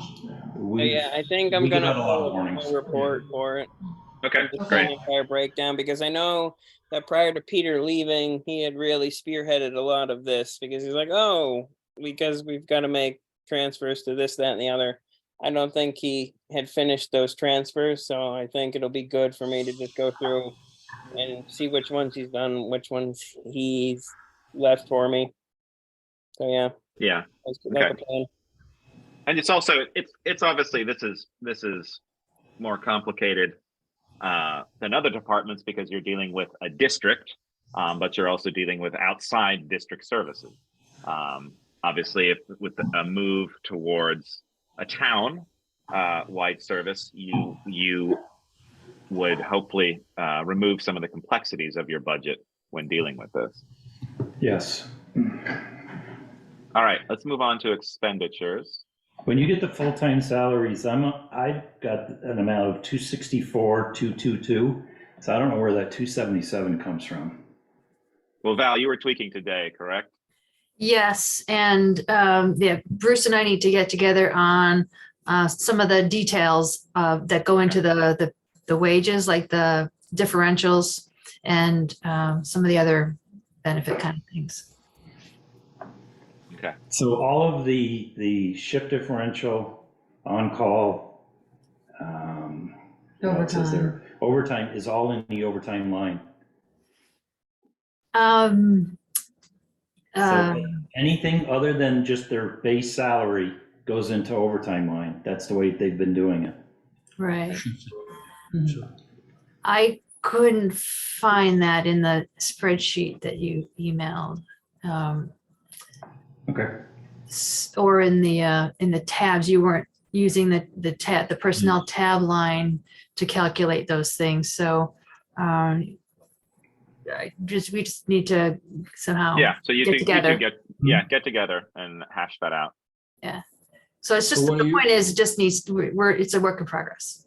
Yeah. Do you have 30,000 in that shift differential? That's what I have at the moment, yes. Okay, and you're 14,000 less or 13,000 less in the part-time, in the full-time salaries? In the full-time salaries, yes, I've got it lower. Okay. All right. So Bruce and Val will hash that out. it's not gonna decrease that percentage by a ton, Bruce. No. Every little bit Some, helps. Come on, when you're looking at it like that and you can drop it. Well, you'll look better when we go back through $13,000 less. So what are some other main ones here? We can obviously look at the percentage differences. So all of the, like the FICA, retirement, all of that is tied to the salaries. Right. So those all went up. The retirement is as well, right? Yes. Yeah. Yes. Mhm. And the retirement changed because the plan changed as well. Well, we Right. haven't switched to that plan Right. yet. But Any new figured? hires will have to go to the new plan, and then it'll be a little bit higher than that. So That's still based on Plan C. Right. There's This Nobody budget takes switched. effect next July. So Right. So nobody wanted to switch? Nobody wanted to switch yet, Okay, and they this wanted July. it in the contract. well, I'm not sure who wanted it. so, okay. but anybody hired after July 1st will go to D. So they don't have, they don't have an They don't have a option. choice, Okay, according to the contract. okay. well, we still needed Alrighty. to budget for it in case they all change their mind. Yeah. Well, they have to let us know by March, and I've already asked, and those that are currently there said they are not They're not switching changing. this year, or this coming budget, they're not switching. Huh. Okay. It was such a Tell big, them they better let us know by December next year if they're gonna switch the following year. I'm so- gonna Yeah. ask them earlier, Yeah. because it says March, they have to Yeah. let us know by. Yeah, but that sucks for your budget if they Right. don't know that right now, decide to go, yeah. Mhm. Okay. So what's this for disability? What's the should be 2,100? Why is that? according to the personnel spreadsheet at the very bottom, adding in everybody together, that's what, the disability, the rates are a bit of a mystery. So we don't really, I don't know yet what they actually are, because it's based Okay. on, I don't exactly know what it's based on. It has to do with somebody's salary, but it's different for everybody. There's no set formula. It's everybody has a different rate, and what it's based on, I don't know. We have to go through our policy for short and long term in order to find out, because there's two ways they normally can calculate it, but it's entirely based upon the individual employee's salary over the year, and it's just the premiums are based on that rate for that individual. So each employee is different. Right. Ian. Yeah. Is that disability insurance? You have what you proposed, $1,300. Does that include now the fourth officer? Because last year was 2,100. Probably not. Because I was Should just that be looked at? I was going on the last couple of years. That's what I was basing it off. No, last year was 2100. That's That's what budgeted, but we haven't spent Right. that yet. Yeah, Okay. oh, I see what you're Well, saying. that'll still be a work in progress. So that's going to have to be updated, obviously, if it should be 2,100. And an additional caveat is we do not, as a general rule, make a practice of updating people's salary for the short-term and long-term because it will change it. The only time we've done it since I've been here is if somebody actually applied for it, for short-term disability. So we're not even paying what the current employees' salaries are. Okay. Thank you, Sharon. Yeah, the disability, not Sharon, the disability insurance, is that what that is? Or is it? Should be short-term, long-term through Madison Life. Okay. Would be my guess. And then we have the life insurance. I'm not sure where that is. Where you guys put that premium in. Val, I have to ask, if we're not paying based on their current salaries, are we not paying the right amount of premium? We're paying on whatever was their rate, whatever their salary was when they came onto the policy. So like when Mike Menard and Jen both got short-term disability, we had to take the extra step and update their salary. The insurance company does not come to us and ask us to update it every year. And as a practice, it has not been done. Okay. So I just want to make sure that we're not going to get ourselves in a hole because we're not. We haven't yet. We've had 3 people. Well, Taylor was the other one. We had to update her salary when she had Arlo. So we just update it when it happens, and we haven't had any issues so far. Okay. A loophole. Yes. I have a quick question. Quick question, just jumping back to the unassigned funds. Does that need to be similar to ours where it's an article? Does that become an article on the police warning if we're using unassigned funds? I would assume so. You don't think so? No, I believe for the select board to allocate undesignated fund balance, basically, it just needs to be made at a regular select board meeting as a warrant item. It does not require voter approval because it's already budgeted. It's already within the budget. Oh yeah, that's right. So we don't really even need to do that for. Yeah, why is that on our warning? Unassigned funds, we just choose to do that. It's a courtesy. It's a tradition, but it's not required. That's nice of us. Would we want to do that as a courtesy on the police warning, just to let people know that, because I don't think Bruce has used those before. This is, at least since I've been doing this. Yeah, well, what happens, Ian, if they voted down? And their tax rate goes up. Well, that's right. Well, no, they can't vote it down because it's already money it's been budgeted for. We put it on a warning. If you put it as a separate article, they have to vote on it. But don't we put it as a separate article? Right, and if they vote them down, then that money doesn't go in there. And we have to come up with it from somewhere else. Right.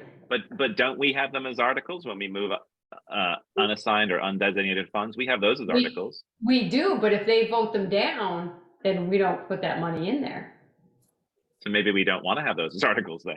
Well, that's I think on the other side, it's to bolster funds and show them where we're putting the money. Yeah. Instead of just doing it. This here it improves transparency for sure. Yeah. This here is it's gonna help is being used to reduce the tax burden. The tax burden, which ordinarily I'd have a big problem with, but in this case, I don't think we have much choice. No. And you may need some at the end of this current budget, because we didn't budget that much for this. Right. So. Yeah. Well, so so for transparency, I would recommend that we do put it on the police warning. If it's a new thing, I think people should know that this is being asked for, in the hope that people would understand that and appreciate that and would vote in the positive for that. Did you do that back in 2015? Because they use unassigned funds, I think it was either 14 or 15, when there was a $40,000 increase in the workers' comp. Yeah, no, we can check. Part of me says, as long as it's in the budget as a line item, we can talk about it at the police meeting. Right. Okay, And we And certainly inform them. point out and let them know Yeah. that that's what it's being Right. used okay, for. that's fine. That's, Yeah. that's absolutely fine. Okay, It's Yeah, I different than, this is different than what we use it for in the town budget. This is being used to pay expenses for the year. The town budget, we use it Right. to bolster either funds, offset, we don't use it to reduce taxes. right. Okay, We use Okay, it to understood. bolster funds. yeah, Right, all right, 'cause- thank you. What would happen if you vote to use funds, or they vote not to use the funds, but the next article reads and they vote yes to approve the budget? Right, Budget was those $15,000 funds that they just kicked out. yeah, It makes it more Okay. confusing. Well, if they Okay. voted that down, Joel, then I think we have to change the We do. numbers in the budget. Right. we changed. Yeah, on the but they fly. walk into the ballot box, they walk in and get their ballot. They vote Yeah, actually, this is a ballot vote, right? Right. Mhm. Yeah. ballot Yeah. vote, so they vote to remove the 15,000, but then they vote for the budget that supported the 15,000. Right, yeah, Mm. okay, I think you're right, information at the two meetings, I think is good. Okay, moving on, so we've got, uniforms level funded, your training, you dropped that down a little bit? We get most of our training through the council, and there's no Okay. cost. We're looking at a online service that we may go to, which will help with some of the additional training, but Okay, 1,500 should be sufficient if we decide to go that route. okay, So Sounds good. Bruce, so We you've haven't had, been spending it, so. No, right, I was gonna ask, you've had training, but it's been paid for by the, or somehow, some training council, so. Well, what do you do with the Miss police Line. academy? the police academy, we just pay for like uniforms and some supplies, but there's no cost. Okay. Any of the training that's offered, or I shouldn't say any, most of the training that's offered through the academy is no charge to us to attend the training. Just if, we might have to pay somebody overtime, or might have to pay for meals, but that comes out of something else, Okay. not that line. okay, That would be part of training. I mean, if you sent somebody to the academy in their personal car and they had to be down there for a week, I would assume you would pay a mileage. And Yeah, that comes out of our fuel line.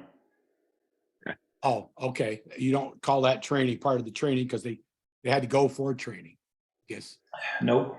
Potato, potato. I At guess. least that's the way it was explained to me. That is if we have to pay for a specific training, but Okay, any of the other charges related to it, like if there's fuel, that comes out of the fuel line. okay. So they take a cruiser, they don't take their personal vehicles, what he's saying. Right, most of the time they take a cruiser, yes. Oh, okay. all right, computer supplies, level funded, office supplies. Combined with general supplies, okay.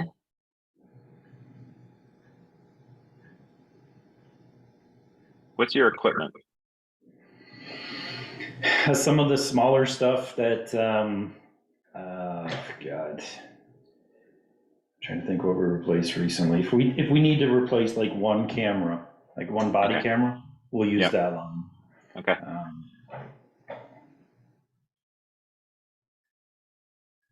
your vehicle, gas, and oil.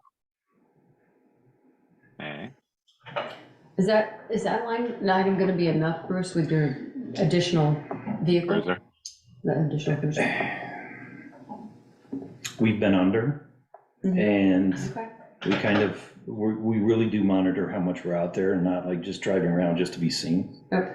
And some of the traffic, we might drive and park somewhere. So I'm hoping we don't have to increase it. We haven't had to Okay. yet. okay, And some of the, like if we do government highway safety, we get reimbursed for mileage. Right. Mhm. okay. What's your advertising? I know you haven't put that in. I don't know. Okay. I think when they had openings, position openings, but a lot of stuff now we can do through the academy or through some social media that Okay, That's cost you anything. we haven't been. Mhm. Also, personnel recruitment expenses have tended to be under the general advertising line item in the general section of the budget. Okay. It's not broken out by department. It's all consolidated there. Okay. This line looks like our plan to replace cruisers on a shorter term is working. Yeah. Oh, does speaker. So facility expense. Yeah. This is a wild guess. Our lease is up October 2023. And they're, you know, the property owner would like to sell that building, so. The school keeps thinking about it, and I was like, you're So nuts if you think people are gonna agree to that. If somebody purchases it, that Right. certainly will be. Change that. We'd have to renegotiate, but we also have to consider what we're going to do with, or, you know, this next In couple the of future, years. yep. Yeah. I know that, we're still waiting for numbers for the, Firehouse. the company came and sat with us, and then they went over to the fire department and looked at the space or the area. Oh, wow. We haven't got any numbers yet. Yeah, we'll need to follow up on that. We're supposed to be, should be getting something fairly soon. So You got an invoice. Yeah, the pay orders, I see the pay orders, we get them pretty fast. Yeah. Where's the rest of it? Bruce, have you spoken to Kevin about extending the lease? I know we've talked about that in the past. Yeah, we've had some informal discussions. I think he's not opposed to doing something short-term. Okay. But he, you know, did remind me that he'd like to sell the building. Yeah. So that could change things. It's all caveat on that. Yeah. Yeah. I know when we last spoke about this, when we talked about the group looking at the potential for over at the fire station, we were thinking like a 5-year timeline, which No, obviously we can't do 5 years. No, I thought mean, we were looking 3 years. Kevin would not be interested in another 5-year lease. He would like something shorter if we're going to do something. And we really, you know, if this is going to be close to a bond payment, we need to get serious about whether we do it or, you know. I agree. Yeah. Well, I think we're on track for being serious. Right. Yeah, we need the numbers from them, Right. really, to see how serious this is gonna be. Okay. Postage, communications. Is that your That's, 911? that's the telephone, Okay. cell phones, and, Pagers or whatever? no, You we don't do use pagers. We have to pay the state, some IT fees Mhm. and per email. Oh, is that for your online storage stuff too? No. That's different. When they came out with the new database system, there hasn't been a charge yet. Yeah. We're waiting for that. Waiting for the hammer. Yeah, they convinced us to go to the new system by giving it at no cost to everybody. But I'm sure at some point they're gonna say it's per user. What was the communication line a combination of? It's the regular phone line, the cell phones, emails, and IT service. Okay. Legal expenses. I'm hoping we don't need any of it. Yeah. Well, we've definitely used it in the past. Yes, we have. Yeah, but we saved on that this year with the contract and not having to talk to somebody. We just put it in the salary line. Okay. Yeah. Use. Property and liability, that's really for us to figure out. That's a VLCT calculation. Yep. Is that actually calculated? Yeah. Oh, look at that. Nice. Okay, capital vehicle reserve fund. Okay. When is the next vehicle up, Bruce? So we just got one, so 2 years. 2 years? The next budget, not this one, not this coming budget, the next one. So it's 19,000. We still on track with 19,000 for that? Because I know you were talking about electric, and that may be a higher number. But they're gonna subsidize us, so you don't have to worry about that. Well, we're Just at subsidize the charging station. yeah. Well, so that's the police vehicle reserve fund. Is that correct? Right. Yes. So the June 30th, 2021 balance was 5,963. After we paid for the new cruiser. Correct. Expenditures were 39,630. So in 2 years, that'll be 38, right? Yeah. Yes. 38. Well, more. or it could be slightly higher, Yeah. because I'm asking that when we get reimbursed for our mileage for the governor highway safety, we should actually take some of that. It's not a lot, but it could be a couple $100 a year to put into that line, because it is wear and tear on our vehicles. Right. Interesting. Okay. And then capital equipment reserve fund 3, and for that we are at June 30th, 2021 ballots. It's 13,508. What is that for, your service? That's all the other equipment that we purchased. Like, I have not got the server yet, or the storage server yet. But we got the firearms that came out of there. When we need to replace these things, that will come out of there. We get a set amount each year, and we make sure that there's enough when these need to be replaced, it's in there. So we don't have to ask for additional funding when some of this equipment is due to be replaced. You just have to keep an eye on that, because those things start getting more expensive Yes, every they year, do. so you might wanna might have to bump that up. Right. At the moment, we're still good. Okay. And we've been making According sure to the that- police vehicle reserve fund from the town report, $20,000 was expected to be appropriated for that. That's what I thought. And I think they did this year, but we paid for the new vehicle, so we'll be 0. And in 2 years, we'll be back for 2 more budgets. No, she's saying that we were gonna, you're saying that they should have put 20,000 in this year? In the annual appropriation for the vehicle reserve fund, according to the plan that's in the town report for FY 2024, $20,000 was So you're gonna intended to So be. that should be 20. We're gonna bump it. We're gonna. Yeah, bump it from 19 to 20. Where, Okay. Val, where are you looking at that? We bumped The that. town report. Yeah, I don't have the Yeah. page. I just have the individual report. It's the report, it's the schedule, the schedule that was put out, same thing that the fire department did for their trucks. We did a schedule for the police department. Yes, not that it's intended to be purchased, but it's the annual appropriation. Right, Right. and it shows it going up because we figure the purchase price is going up. Yeah. Is that correct? Correct. This is showing $20,000 for the next 4 years. Okay. I say we There you go. raise it to 20, and you might have to in 2 years raise it to 22. It's the price. Maybe. Get 1,000 of it now in there. You gonna change that, Ian? Not yet. He's still trying to find what she's looking at. No, I just was curious because because the last one obviously was 12.5, and I want to. No, the last one was 19. No, the last one in the town report where I was just reading from, Oh, in terms of the reserve funds, it was our last one at 2020 was 12.5. Right, and then 20, And so I just want to confirm that even though we have it in the budget here is 19, which is documents that we used last year, that we changed it to 20. I just want to confirm that. And so I'm just trying to figure out where that no, is. we didn't change it to 20, Ian. What we have is the schedule, the replacement schedule, and the projected, what do I want to say? We have the projections for each year. The of what projections, we're for- guessing it's gonna be. what we want to put into that fund. I just emailed it to Ian. It's not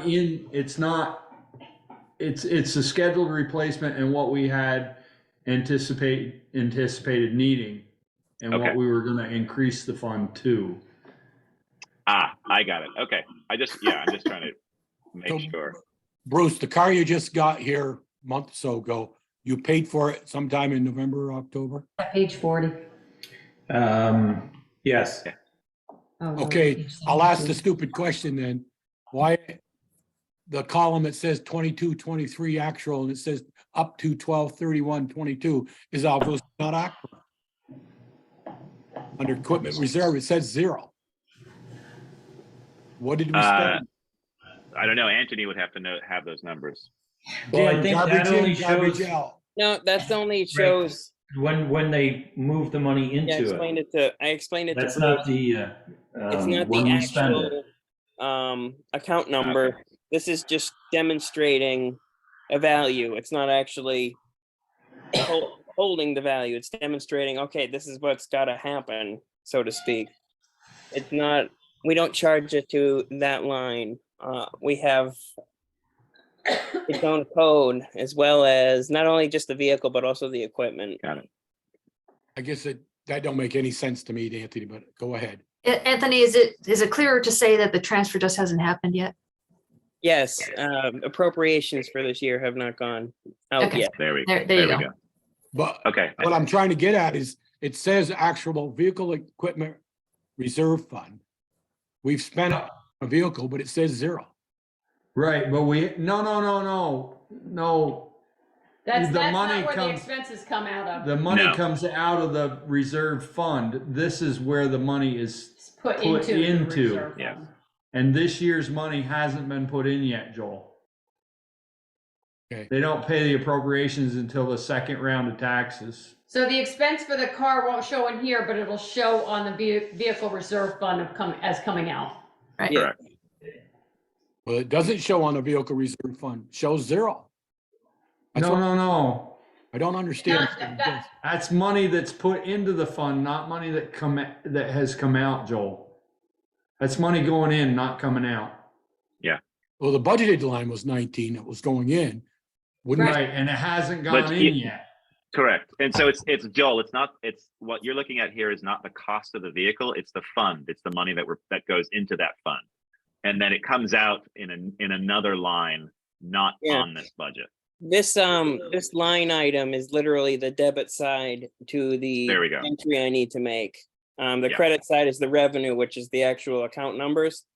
This is just the debit showing the expense has been put in because it's considered an expense on this side, and it's a credit Yeah. on the other side because it's a revenue, so to speak, but Yeah. not really. So it's So when this is updated, Joel, it'll say 19,000. It won't say the cost of the vehicle or anything like that. It'll be the 19. Similar as you've seen these, like this is 12.5. It's just adding to the fund. And then Val, thanks for setting that. So I understand. Yeah, we had done 19 and we're bumping it to 20 for this budget cycle. And that's been updated here. And if you have Okay. the town report, it's on page 74.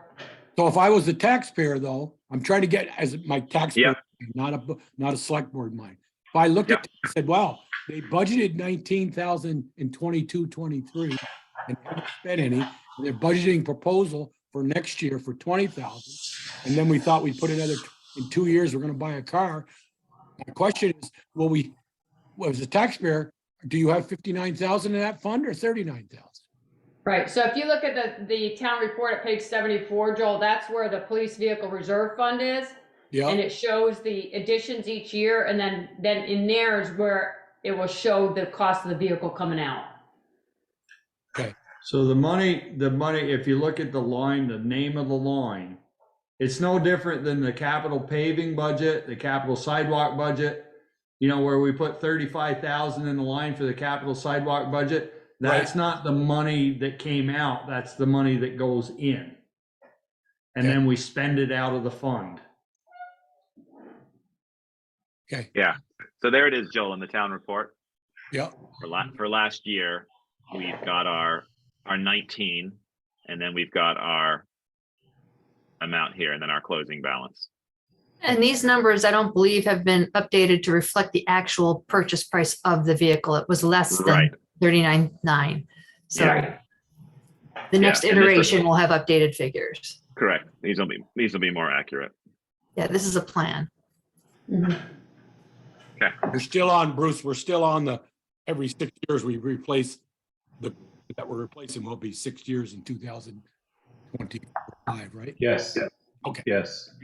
And as Speaker said, it showed in the vehicle maintenance is down considerably Well, not only that, but we had a $6,000 trade-in value on this last vehicle. versus Where the vehicles 1,500. before that, they weren't worth anything when you got rid of them. Right. Yeah. I think that's just, we've got a better, Chiefy's taking better care of the vehicles, driving them easier. I try not to go too fast. All right. So we've got No, it these definitely makes a 2020. difference. Don't And the spread it too 3. thick. Yeah. yeah. Don't spread it too thick. And then miscellaneous. What's that? So we're up a little bit here on your miscellaneous. About stickers for the kids. The cost went up, but I got 2,000 instead of 1,000, so I should be good for a couple of years. All right, good. Good job. And then there's 0 for crime prevention. You'd think for the police department, you might have a budget item for that. Well, that's where we go around and we talk to people. It's not, send some advertisement out. It's in person, going to some of these events and being out there on foot patrol. Even when it's cold out. Was that the dare line? It could have been, for, or whatever else. Yeah. Okay, we can remove that. All righty. So we're looking at this now, obviously 16.4, but we're still looking at the numbers. So obviously that's going to change. Where are we a at little the bit. top though? What is our revenue on? 16.4. 16.4, so. Yeah. So it's also a wash, shouldn't it? Yeah, I mean, if we hit those projected numbers, we should be. So go down, keep going down, Ian. All right. Does it say 0? No, it's. Supported by taxes, 11% increase. Yeah. So that's what I was trying to get to, where the amount was. Mhm. Yeah, So in it's that, really an 11% increase overall. Correct. And just as a reminder, since 2017, there's only been 1 year, it was 0.65% increase. Every other year was either down or it stayed the same. Yeah. now the grant, take a note that the grand list figure for the police district has not been updated. So it's probably increased given the recent I would think so. appraisals and whatnot. So And new buildings. right. Yeah. So I think we can expect to see that figure to improve. Mm-hmm. So right now currently though, this translates into a tax rate of 32 cents, almost 33 cents.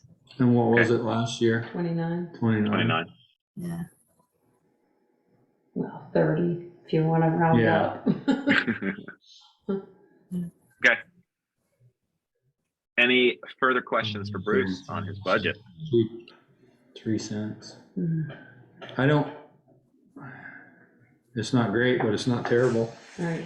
I mean, given what we had to do, And that may change once the numbers are clarified. Right. That's gonna change a little bit. yeah, that you should gain 13,000, which is, I think we added it.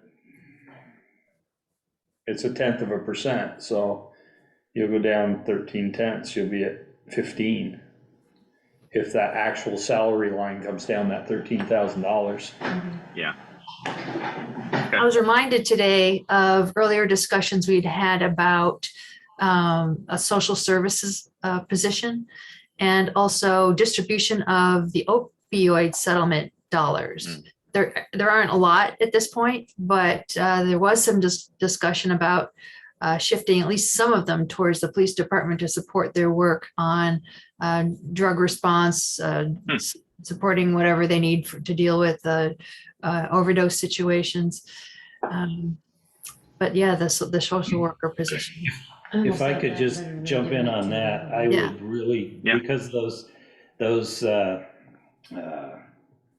drug funds aren't that high, I would rather see it go to an organization like Turning Point, because we refer people to Turning Point, to CSAC, to those other organizations, and they are set up for the long-term assistance with somebody. We're short-term. We have the tablet. Turning Point gave us a tablet, so if somebody needs to speak to somebody after hours, they can speak to someone face-to-face. They can do FaceTime with them. So I would rather, because I think it's what, $3,000? Yeah, it's not a tremendous amount. I would really like to see it go to an organization like that. And I'm a little biased when it comes to that because I'm very pro support for organizations like Turning Point. Okay. All right.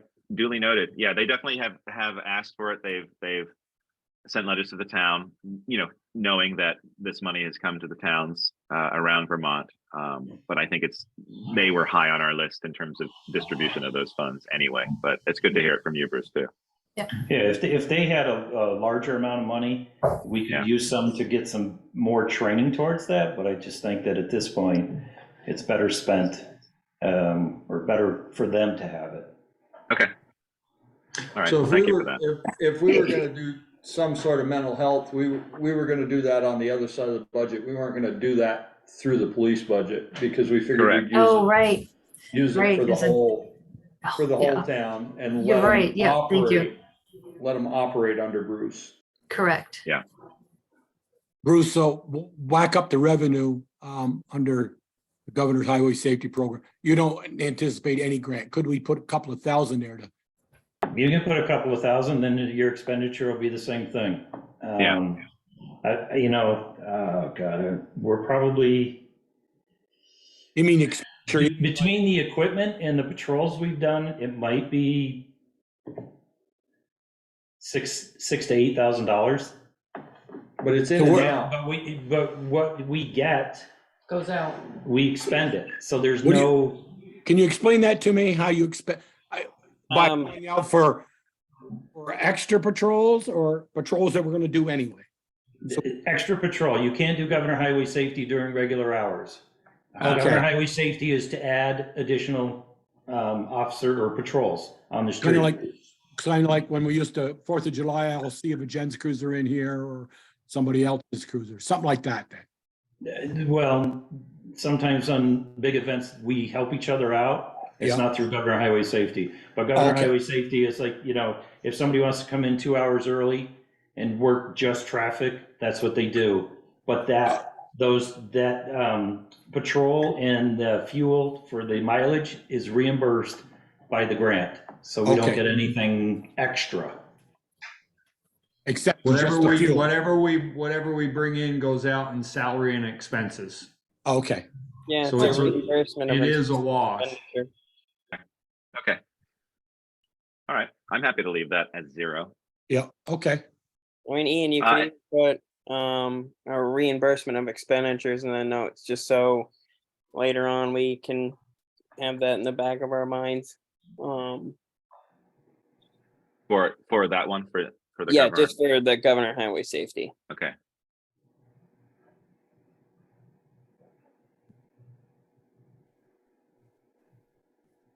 So what you're saying is if you put in 2,500 there, you'd have 2,500 more in the expenditures. You'd have Correct. It would be an increase in expenditures. Okay. Oh, there's that 11%. Okay. Any further questions for Bruce? My stump. Procedurally, how does the select board want to loop back on this to finalize it? I think the only thing you need to do is clarify those salary numbers. I think everything else we're good with. Okay, so review again at the next meeting? That's me personally. Yep. Well, so it's not just salary though, Val, right? It's a few others that are tied to that.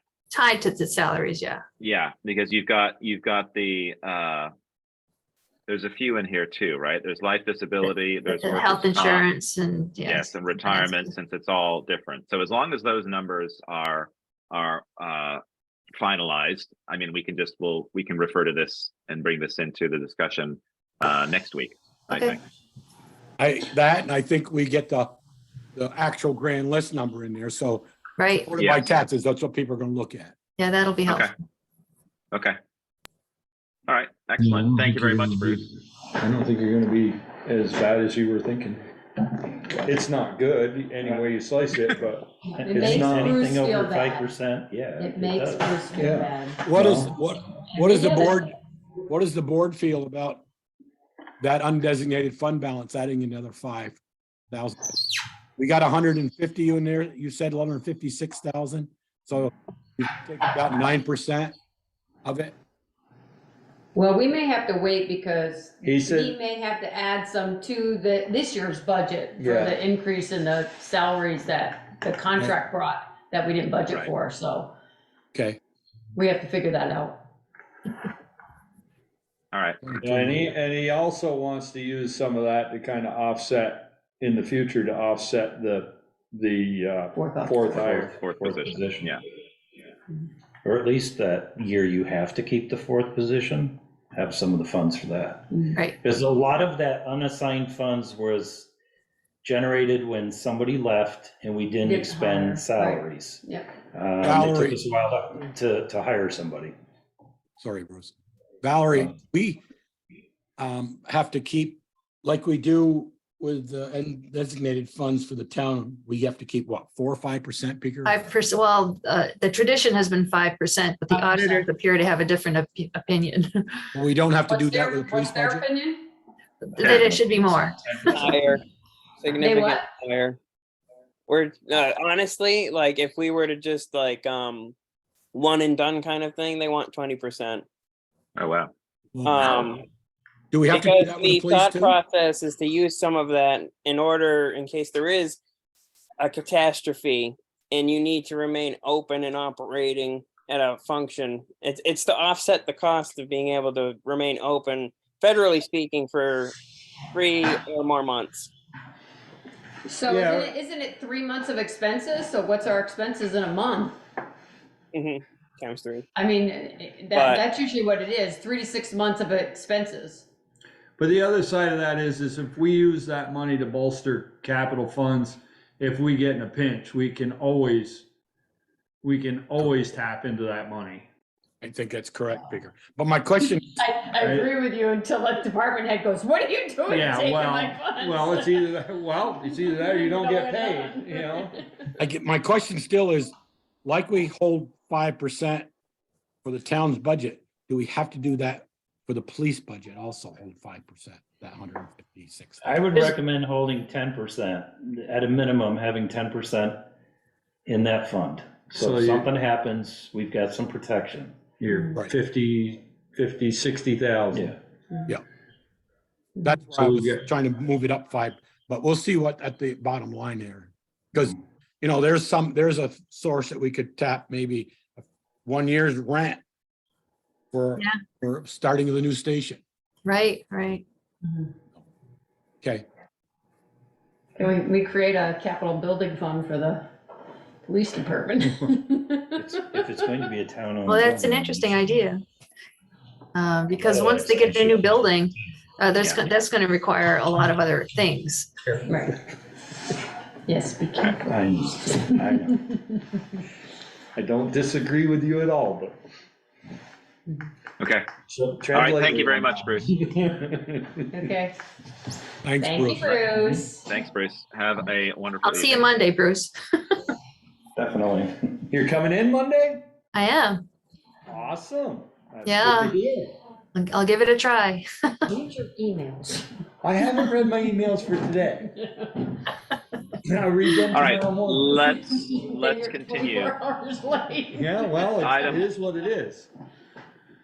Item 4 is continued review of the draft town meeting and police district warnings. And I have those here. Ian, I have to say that when you Warning now? when you sent the Yeah. draft agenda around, I didn't catch that line item because I thought it was agreed to keep this strictly budget for this agenda, for this meeting. No, I added it in just because it should be fairly short in terms of Okay. doing this. So that's why. Make a motion to remove it, this meeting. You had to do that at the beginning, Joel. I know. Luckily. I saw that there, and the liquor licenses in payroll order. This was budget only. Yeah, we don't have any of those We'll be anyway. fine. No, we're fine. All right. Hey, It shouldn't have been on the agenda then. Well, it's calm only down. 8:19. Don't get worked up, Joel. We're just getting you back. It's 8:20 though. I think we're doing quite well. I Well, we remember started being at here. 6. Yeah, well, I know, but we've started at 6 and ended at around 11 or 11:30 before. I know we haven't talked about personnel yet. That'll be later. So Can you zoom it up a little bit? say that again. Can you zoom it up a little? Sure. How's that?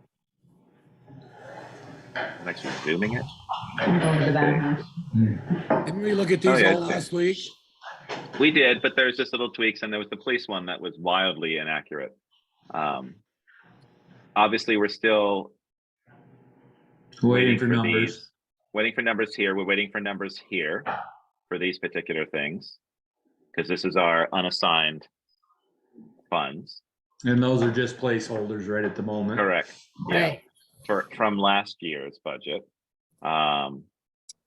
Question I had here. So in the town report, they're called something different. Well, it's not different. It's just the way that it's named. And I'm wondering, I highlighted those because I'm wondering if we can actually change these. So in the town report, we have them as capital road fund and then capital paving fund. And here we have capital road fund construction, capital road fund paving. Can we change this to have it match? Okay, so capital road fund, we'll have this here. I think the construction is more descriptive to inform us what the difference is between the two. It's not an official name. It's not, I don't believe that's the official name. Okay. So you might want to put it back just for clarity. What? Okay. What I'm trying to do is, so as a lay Can we just add the word for? They can see what this is and say it again, Joe. Just add the word after funds, fund for construction, just put for in between construction and fund. Well, but it's, we don't call it that in our list of our funds. That's what I'm getting at. We have What a do capital we call road it fund. in our list? In our list, it's capital road fund and capital paving fund. Well, that, So the capital road fund below the capital road fund should be capital paving fund. That's what I'm asking. Yeah, there you go. That one, So can I? Okay, can I change? And then you can get rid of the paving. Yeah. Okay. And Can I get rid of construction too? Can I get rid of construction? Can I get rid of that like that? I would think so. Okay. Because I think road fund, you think of roads being built. Sure. And then this one, can I add in reserve, because it's in our list, it's capital building reserve fund. They're all reserve funds. Okay, but they're not, well, Howden Hall Capital Building Reserve Fund. What does it say? What does it say at the top, Ian, the header? Well, yes, right. So do I not need to call it a reserve fund? And in the same as the reserve funds, it can just be capital building fund? Yes. Okay, that's fine. I'm just trying to match. So if someone looked at this, they could then look at the town report, later on in the town report and have it be exactly the same name, because I think I've confused myself about some of these. So that's totally fine. Okay, so this is looking good here. And then I'll update it in the town report under the fund capital reserve funds. I'll just update those names. So it's not being repetitive. Then Ian's, my English major's coming out. Should it say reserve funds? Yes. Underline? Plural. Yes. Plural? I was thinking the same thing. There Right. and down underneath, down below it, where it says reserve fund underlined. Yeah, there. Yeah. Thank you. No, that's great. Boy, we've been wrong all these years. We've only had one fund. Okay, so yeah, these numbers obviously are going to be coming in You later on. could take off the DS and we could just call it fun. We have the number for the library this year, 172,410.88. Okay. A little bit higher than previous years. Rescue squad, we've looked at that. We've added these up. So far, we have not received, unless Sharon has received it recently, the Bristol Rescue Squad, their letter. Sharon, what's the deadline for that? 19th, and I sent him an email, but I haven't heard back from him. So I'll bug him again tomorrow. If they don't get it in, is it removed from the warning? That would be my guess. 'Cause they didn't request Technically, it. it's supposed to be. Yep. Oh dear. Who doesn't get what in? Partner, the Bristol Rescue. For the rescue squad. The yellow highlight is that we haven't received the appropriation letter asking for the same funds. And so I'm just curious, do you actually will we strike this and they would not receive funds next year? Well, I think we reach out to them. She's been, Yeah. Sharon. I have, and I haven't heard from him. So Okay. I'll reach out again She's working on it, tomorrow. right? Yeah. Yeah. Let me, Yeah, because I'd Unless hate there's for an them, email I haven't seen yet. I'd hate for them to lose their funding. So tentatively, we're at, for these Bristol organizations, it's 80,700. Oh, we had a note from Brett just in the chat. He said, should Capital Highway be Capital Public Works now? I understand the question, but highway is strictly roads and public works is a lot more than roads. Buildings, sidewalks, or actually other things. Okay, okay. And this particular one, Capital Highway, is for highway equipment. Yeah, yeah. Okay, Arguably sidewalks too, which are in the highway right of way. okay. But, All right, Brett acknowledges that. All right, so 87,000 or 80,700. The 18th or 19th. Okay, Peaker's on the case with that. Thank you, Peaker. So yeah, the new ones here was the 8,500 increase for the Bristol 4th of July. We have a new one for the Have a Heart food shelf. They're asking for 6,000. And that's, Sharon, that's new, correct? Yes, it's brand new. Okay, thanks for adding that in. And a couple here that are just continuing their 3-year warnings. And then after the 3rd year, Sharon, it just becomes on the list, correct? Correct, as long as they send me a request. Right. They still have to send me a letter or an email. Yeah, okay. Okay, so we've got a tentative, well, not tentative, we have a total here for the 44,000 in terms of these amounts. I've removed that second or that first informational meeting. We're just going to have that on the Monday, March 6th. And then we just need to, we just have these dates here that we'll need to fill in when we approve this particular one, which we can't do yet because we need some numbers. So there's that. And then let's see if I can switch my tab here. If this will work. I got too many windows. There we go. Let me zoom this up. Oh, there we go. That's better. So here's the police warning that I hope I've got correct now. So we've got Monday, March 6th, 2023. And this is warning for voting the next day. Oh, okay, that's voting, yeah. I I was just looking for what time we were doing the. No, so that's at the bottom. You'll see that. So 2023-24 budget, XXXX, grand 2023 grand list. There's some taxes, and then we've got our informational meeting. So we've got 2, and we're going to just do one at a regular select board meeting at 6:30, as we've done in the past. And then change the years. Yeah, 2023. Thank you. You should do a word search for all 2022s. Yeah, that's true. You're right. Well, no, because I can't do that for some because it's coming out of a budget from 2022 on the other warning. So I have to be careful of that. Okay, thank you very much, Val. We've got that. So yeah, we've got the February 27th, which will just be at 6:30 earlier, and discussion of the police district budget. And then we've got obviously our March 6th before. So the March 6th one on Monday, are we gonna do a Zoom? Because that's in person usually upstairs. Yes, I think we would. We would use the same system in place for the meeting for the select board meeting that follows. What did Sharon find out about? Sharon, did you get any information on Zoom for the town meeting? There's legislation in the works right now, and they're hoping by Friday that we'll have a response on what we can and can't do. Oh, interesting. Okay. That's good. Right down to the wire. Gee. I know. Now they did the same thing last year. Oh my gosh. Okay. All right. So we're not sure. I'm hoping that, we should be able to offer Zoom as like an online thing that without voting. And then so we'll be able to offer this. But yeah, we could offer Zoom for that because we don't vote on anything. Right. Oh, that's true. But we didn't do it for the town, so. Right. Yeah. Okay. So we'll keep bringing these back as they are worked on. And there you go. Ian, can you bring that back up just for a second and go to sure. the ones on the bottom, like the library one? or the highway one. Like, Wait, what are we looking at? bring that the town warning? report, bring that town warning one back up for just a second. Oh, sure. Hang on one sec. I gotta find it now.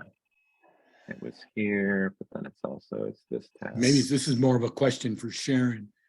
Does, in years past, like the one for the highway, we'll just go to the highway one, back up to the highway, or the Lawrence Memorial one. Doesn't matter. Wait, down here, you mean? Yeah, the Lawrence Memorial, let's look at that. Okay, there we go. Yeah. Does that have to say to be voted on at the March 6th town meeting? No, this they No, vote right these- here on the floor. We're back to the old style vote, hoot and holler, vote from the floor. Okay, so you said, Peter, we can do that Monday night, or somebody did, because we're only going to discuss them all. Well, we're not. No. We can do that for the police Police budget. budget. We Yeah. don't know about this one yet. Oh, okay. Yeah. All right, I Since didn't police, catch that. since police is Australian ballot, it'll be voting the next day. For these, it's in person. And so we're trying to confirm if we offered Zoom, we more than likely will have to say Zoom does not allow voting. You have to be in person to vote. I But we'll think have to that's be, what it's gonna be. Yeah. yeah, we'll have to be just Right. very clear on that. I know that some towns, or maybe it was just one, offered voting with Zoom, I think, last year, but they had a special system to be able to do that. We're not going to be able to do that more than likely because of the complexity of it. But yeah, Who's voting? yeah, but I do hope, I hope obviously that we get good attendance for town meetings, since we haven't been able to do it in person for the last few years. And I also hope that people are able to attend remotely and by Zoom, and even if they aren't able to vote, at least they can hopefully participate and enjoy town meeting. Okay, so let me stop that. Let's take a look at our schedule here. Moving on, if that's okay with folks. So we have item 5, authorized accounts payable warrant and any liquor licenses. Don't have anything for this week. Okay, thank you very much. Item 6, select board roundtable. Just do a quick roundtable for folks if they have anything. Joel. You're muted, Joel. I have nothing. Okay, thank you, Joel. Peeker, I don't believe I have anything. Michelle. I'm good. Okay, and I'm good as well. Well, that was easy. Item 4, other business. Correspondence reports, correspondence received. I don't think there was anything, was there, Val? No. Not that I had made a note of. Okay, and we do have the executive session tonight to discuss budget and personnel, or contract negotiations and personnel matters. Thank you. Michelle, if you could do the honors. I make a motion, we enter executive session to discuss contract negotiations and personnel per 1 BSA section 313. Second. Okay, a motion and a second. Any further discussion? Hearing none. All those in favor say aye. Raise your hand. Aye. All those against, nay. Motion carries. We are in executive session. Good night, Thank you very everyone. much, everyone. Night. Jimmy, Josh is resigning. Night, Jimmy. Brett, I'll get you that number right now. Give me 1 second, Brett. Going to the sheriff's department because he doesn't want to work nights. Thanks, See Ian. here, hold on. Hang on 1 sec. Thought it was either 2.6 or 2.9, I think. It's 2.9. Wait 1 second. Let me just double check. 2.6. Great, thanks. Have So a good night, yeah, everybody. your final number was 330,364. That's what we've got so far. And I'll figure out a way to get this so you're able to look at the slide version. I just got to figure out a couple things. That'd be great. Thank you. All right. Yep. No problem. See you all. Thanks, Brett. Good Yep. Bye. night. Good night.